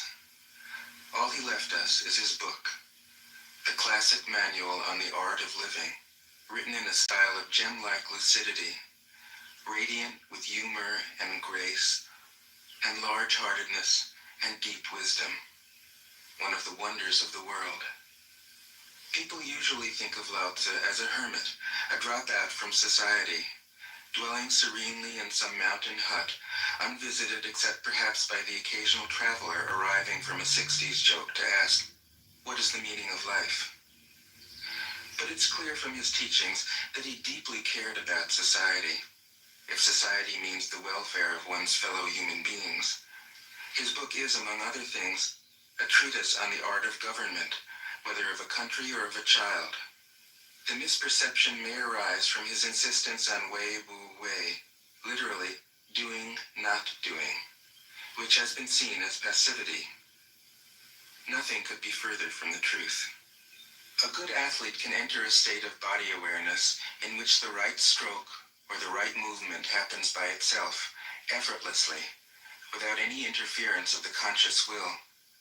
This is a paradigm for non-action, the purest and most effective form of action. The game plays the game. The poem writes the poem. We can't tell the dancer from the dance. Less and less do you need to force things, until finally you arrive at non-action. When nothing is done, nothing is left undone. Nothing is done because the doer has wholeheartedly vanished into the deed. The fuel has been completely transformed into flame. This nothing is in fact everything. It happens when we trust the intelligence of the universe, in the same way that an athlete or a dancer trusts the superior intelligence of the body. Hence Lao Tzu's emphasis on softness. Softness means the opposite of rigidity and is synonymous with suppleness, adaptability, endurance. Anyone who has seen a Tai Chi or Aikido master doing not doing will know how powerful this softness is. Lao Tzu's central figure is a man or woman whose life is in perfect harmony with the way things are. This is not an idea, it is a reality. I have seen it. The master has mastered nature, not in the sense of conquering it, but of becoming it. In surrendering to the Tao, in giving up all concepts, judgments, and desires, her mind has grown naturally compassionate. She finds, deep in her own experience, the central truths of the art of living, which are paradoxical only on the surface, that the more truly solitary we are, the more compassionate we can be. The more we let go of what we love, the more present our love becomes. The clearer our insight into what is beyond good and evil, the more we can embody the good. Until finally she is able to say, in all humility, I am the Tao, the truth, the life. The teaching of the Tao Te Ching is moral in the deepest sense, unencumbered by any concept of sin. The master doesn't see evil as a force to resist, but simply as an opaqueness, a state of self-absorption, which is in disharmony with the universal process, so that, as with a dirty window, the light can't shine through. This freedom from moral categories allows him his great compassion for the wicked and the selfish. Thus, the master is available to all people and doesn't reject anyone. He is ready to use all situations and doesn't waste anything. This is called embodying the light. What is a good man but a bad man's teacher? What is a bad man but a good man's job? If you don't understand this, you will get lost, however intelligent you are. It is the great secret. The listener will notice that in the many passages where Lao Tzu describes the master, I've used the pronoun she at least as often as he. The Chinese language doesn't make this kind of distinction. In English, essentially, us. I felt it would be untrue to present a male archetype, as other versions have ironically done. Ironically, because of all the great world religions, the teaching of Lao Tzu is by far the most female. Of course, you should feel free throughout the recording to substitute he for she, or vice versa. As to method, I worked from Paul Karas's literal version, which provides English equivalents, often very quaint ones, alongside each of the Chinese ideograms. I also consulted dozens of translations into English, German, and French. But the most essential preparation for my work was a 14 years long course of Zen training, which brought me face to face with Lao Tzu and his true disciples and heirs, the early Chinese Zen masters. With great poetry, the freest translation is sometimes the most faithful. We must try its effect as an English poem, Dr. Johnson said. That is the way to judge of the merit of a translation. I have often been fairly literal, or as literal as one can be with such a subtle, kaleidoscopic book as the Tao Te Ching. But I have also paraphrased, expanded, contracted, interpreted, worked with the text, played with it, until it became embodied in a language that felt genuine to me. If I haven't always translated Lao Tzu's words, my intention has always been to translate his mind. Describing the indescribable, teaching the unteachable, pointing the way to the way. What does Lao Tzu think he is doing here? It can't be done. No way. Hence, Po Chu-yi, poet and stand-up comedian, wrote, "He who talks doesn't know. He who knows doesn't talk." That is what Lao Tzu told us in a book of 5,000 words. If he was the one who knew, how could he have been such a blabbermouth?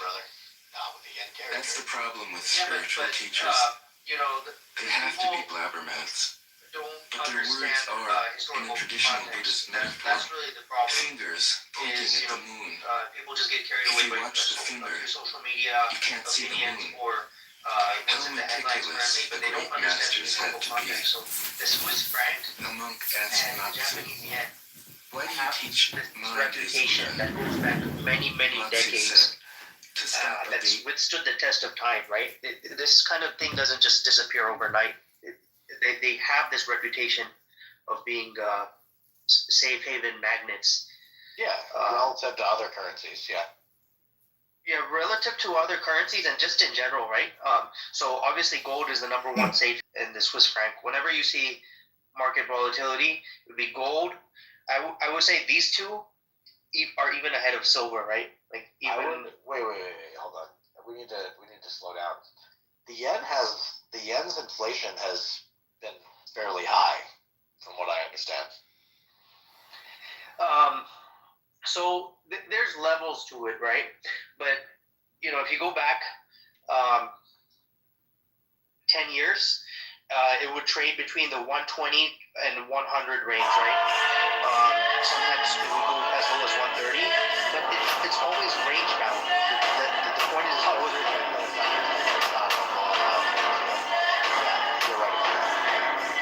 I'm saying when it goes too low, it's if an great expert to does not enter. have some problem to vex Just him position by yourself. object. Just position yourself and wait for the headlines to present themselves, right? You might have to sit in it for a few months. People were laughing at me in the room when I was the yen was at 155 back then, and I said it's oversold. It's probably a good time to enter. There was an opportunity that came maybe a month after I said that. It corrected so sharply, came to the mid 140s. But look where it is right now. Once again, it's like less than 144. Listen, the problem with the Japanese yen is that everybody was basically taking loans in yen, and then they're buying dollar denominated assets, and then they're reinvesting it back in, and they're just taking LTV on LTV on LTV, and they're just loan looping back and forth, which is fine until it doesn't work, right? Until the yen and the dollar depeg, and then that's gonna lead that can lead to a lot of trouble, right? But yeah, no, the yen is always fairly stable relative to other currencies on the margin, yeah. So you're right about that. The way I see it, I literally keep Swiss francs in my safe deposit box. Right? I have bills of Swiss francs in my safe deposit box for this reason. Right? I mean, I don't know, bro. I mean, all the government currencies suck. Everything sucks. That's why you gotta be have as much as everything as you can and be as diversified as you can. I don't know, bro. I don't really believe in the diversification thing. It's true. It's the law of large numbers. I've actually seen it play out in my portfolio where if I would have done it a different way, it would not have worked out. I'm just saying you get these outliers when you really spread it as much as you can, and it's just an index. It's just pure statistics. I mean, I entered the WTI the other day when it dropped to 61. I bought WTI, and like Juche, right? In the other room, he was asking me today. He's like, "Why? I don't get it. It doesn't make sense." But look, the trade worked out for me. I'm up 10% on my position. If it went against me, I would have dollar cost averaged, plain and simple strategy. Nothing fancy. This is what I look for: is these sort of. I don't stick to one particular asset class. I go across the board and I look for these opportunities where something is heavily oversold, and it just the odds are the probabilities aligns in my favor. Yeah, smart. Yeah, Juche's a good guy. He's like I don't understand his strategy though, but his strategy is it is very weird. A disciple and I think, complained so to he sent me, like, King, a couple the of eyes of podcasts he all men listens to. seemed. I think he follows these gurus too much who, claim to be technical experts. I think, technicals has its place. Fundamentals have their place, right? You mean TA? You're talking about? Let me. You're talking about noted charting, right? You're talking about charting, or are you talking about like Arthur Hayes, stuff like that? I mean, he's basically Lonely Republican. A disciple. I've known GK for such a long time. I even worked with them with the Vagabonds when I worked with them, right? Can you hear me? Yeah. Dude, his problem is that he's like so bullish on China, and he's just fucking wrong. And he found it to be kind of ridiculous that you were being disingenuous to claim that you didn't understand the concept of morality. And so it ended up with you basically kind of just playing like aloof or something. I'm not sure exactly what you were doing, but he was like, okay, I'm not. Is that you projecting, Andrew? Huh? What'd you say? Oh, comedian's gonna troll, so just be careful. Good to see a comedian. It's not a troll. It's not a troll. I mean, I'm a professional. I remember that. Communication is hypnosis. Okay. You have All to right, face bounds. You have too let's many get on. bounds on the stage. Yeah, let's get on the God claim. So, I want to hear the best argument for the existence of a God, and what God do you actually claim to exist for anybody on the stage? Andrew, feel free. God exists. Be called. I'm tired of listening to Andrew. Andrew fucking talks too much. Sorry.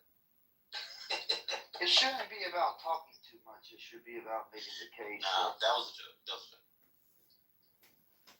But I do want to hear from anybody on stage.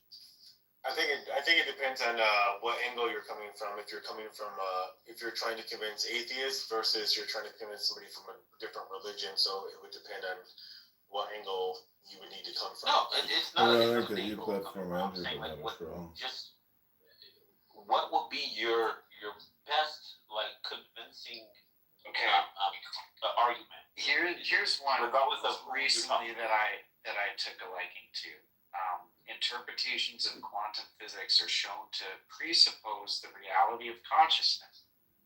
But if a minimal realism about the external world is true, then the consciousness presupposed by quantum reality cannot be only that of the scientific observer, cannot be only local, but must be global. Global consciousness is argued to have all and only the essential properties of God. Quantum reality depends on God's consciousness, and the physical world depends on quantum reality. Therefore, the physical world depends on God's consciousness. So that would be your argument to a layman Amy and we will record the words of the about master. the existence of God.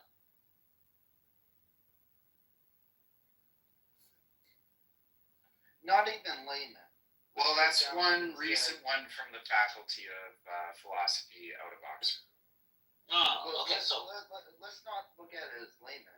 Let's look at it as every concept that they said, right? So start over. Don't speak so quickly that nobody can interject and think that they see something wrong with it. well, I don't understand what you're asking. No. So dude just spoke and said that they have, based off essentially quantum mechanics. Now I'm listening the whole time, and I'm trying to think about what their statement is, and it's so quick that it doesn't seem like we have a way to think about the counter argument. So step by step, dude, tell us the study that you Objective came quantum across. metaphysical It would mechanics. help if you drop the link of the study, and then we could read it alongside and see if what you say is what they say, or if you've come to a separate conclusion from what the article actually says. But so start again. Okay, yeah. So definitive. And this is Stephen Priest from the Faculty of Philosophy from the University of Oxford. Interpretations of quantum quantum physics presuppose the reality of consciousness. But if a minimal realism about the external world is So true, presuppositions is the claim. right? That was just But if, only the master's words. I if a listened to minimal something for 30 realism minutes. about the external world is true, then the consciousness presupposed by quantum reality cannot be only that of the scientific observer, cannot be only local, but must be global. Global consciousness is argued to have all and only the essential properties of God. Quantum reality depends on God's consciousness, and the physical world depends on quantum reality.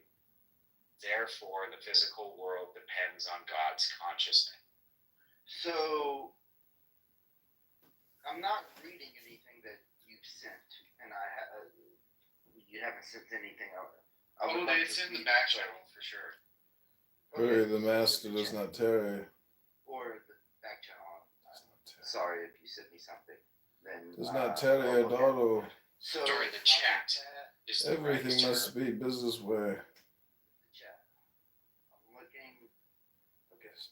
I'm gonna read this before I speak to you. Swiftness. Because I think that that's what good faith. Hurry, the master does not tarry, Adoro. Everything must be in a business way. Swiftness. And then I'm gonna read this and see anything. Do you guys remember my question?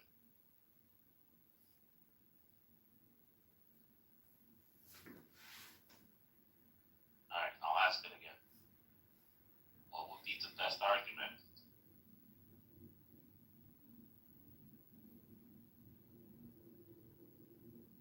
And we went to quantum physics. Alright, I got one. Hurry, the master does not tarry, Adoro. Everything must be in a business way. Swiftness. Alright, if I walked you into a library and told you that all the books in alphabetical order and everything organized in the library happened spontaneously out of nowhere, would you believe me? I would have to see evidence. You would have to see evidence that happened randomly? No, I would have to actually investigate what you're claiming. So you would not walk into the room and think, no, some intelligent design did this? No. Okay, fair enough. That was the argument I was going to make, that if you couldn't walk into a library and say, this was done by some intelligent design, then you couldn't look at the world and not think that either. So I mean, after investigating it, then yes, I would say yes. This was intelligently designed, yes, but that would require me investigating it and also finding that there's evidence during my investigation. So yeah, I don't understand how this is an answer to my question. well, because some people I've spoken to said, well, it'd be impossible for me to walk into a library and think that this just happened randomly. All the books in perfect alphabetical order, lined up, decorated, organized, and this happened just randomly. Like, they're like, I would never believe that. Well, and a lot of people said that they would never believe that. So I'm like, well, if you would never believe that, then you have to also believe that the world and how everything is organized in the world would have also had to have been done by intelligent design. I don't think those two things are comparable. I would argue they're not, because I would argue that the world is much more complex and designed than the library. So if you couldn't fathom the library, then you would have to concede to the idea that the world was created by an intelligent creator.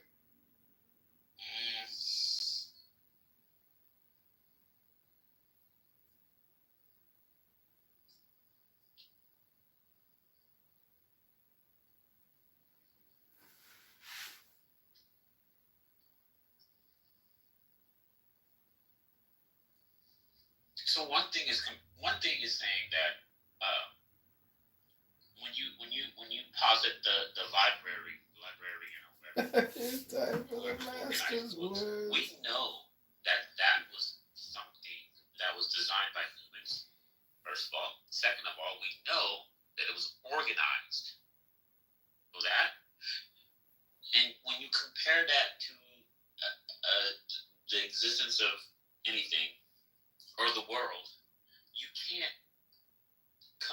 can't say that. Okay, so what comparable thing in the world can you say that is comparable to someone organizing books in alphabetical order? Genes in your DNA. Can you elaborate? Well, if you look at genes and how they work to like describe how tall you're going to be, what color eyes you're going to have, what kind of blood type you're going to have, like when you look at all the things that makes a human person, it's much more complex than alphabetical books in a library. No, I agree with that. But I'm saying that it's not. I don't think it's comparable to just simply like alphabetizing books and like it's a lot more complex. Yeah, it's a lot more complex. So something as simple as looking at a library. Like if you walk into a library and saw everything organized in alphabetical, your brain would initially go, somebody had to have done this, right? I don't have evidence, but I'm alluding to somebody probably did this. Like, right? You like, you could go, I need evidence to prove that, but I'm probably assuming somebody did this, right? And so most people, if you're being intellectually honest, would go, somebody probably set this up. Right, and so if you can look at a library that's not as complex as the human gene and how people are set up, you would probably go, well, if somebody did intelligent design that library, and the world's much more complex and much more organized in a lot of areas than that, I would assume that some intelligence design wrote the Port Huron statement of the universe. Yeah, see, that's a leap in logic because we know. Not only that. Sorry. No, go ahead. Not only that, but can't believe we're entertaining intelligent design arguments. But go ahead. She's a Yeah, no, you're right. I don't believe intelligent, but that's a leap in logic because she's a Thelomite, not a Muslim. Library. We know a person did that. Well, what if you didn't know, right? That doesn't mean you can extrapolate to. Okay, we have to assume someone did this other thing that's also Prove it, Scarlet Woman. Seems to be designed. Well, okay. What if you took humans off the planet? You never met another human being. You just walked into a library. You never met a human being. Library don't exist at that point. Wait, what? But I'm saying like let's say you never seen a human being. You walked into this space, right? It doesn't have to be a library. And you saw a formation of whatever rocks lined up from smallest to biggest, color coded. Would you think somebody set that up there, or would you think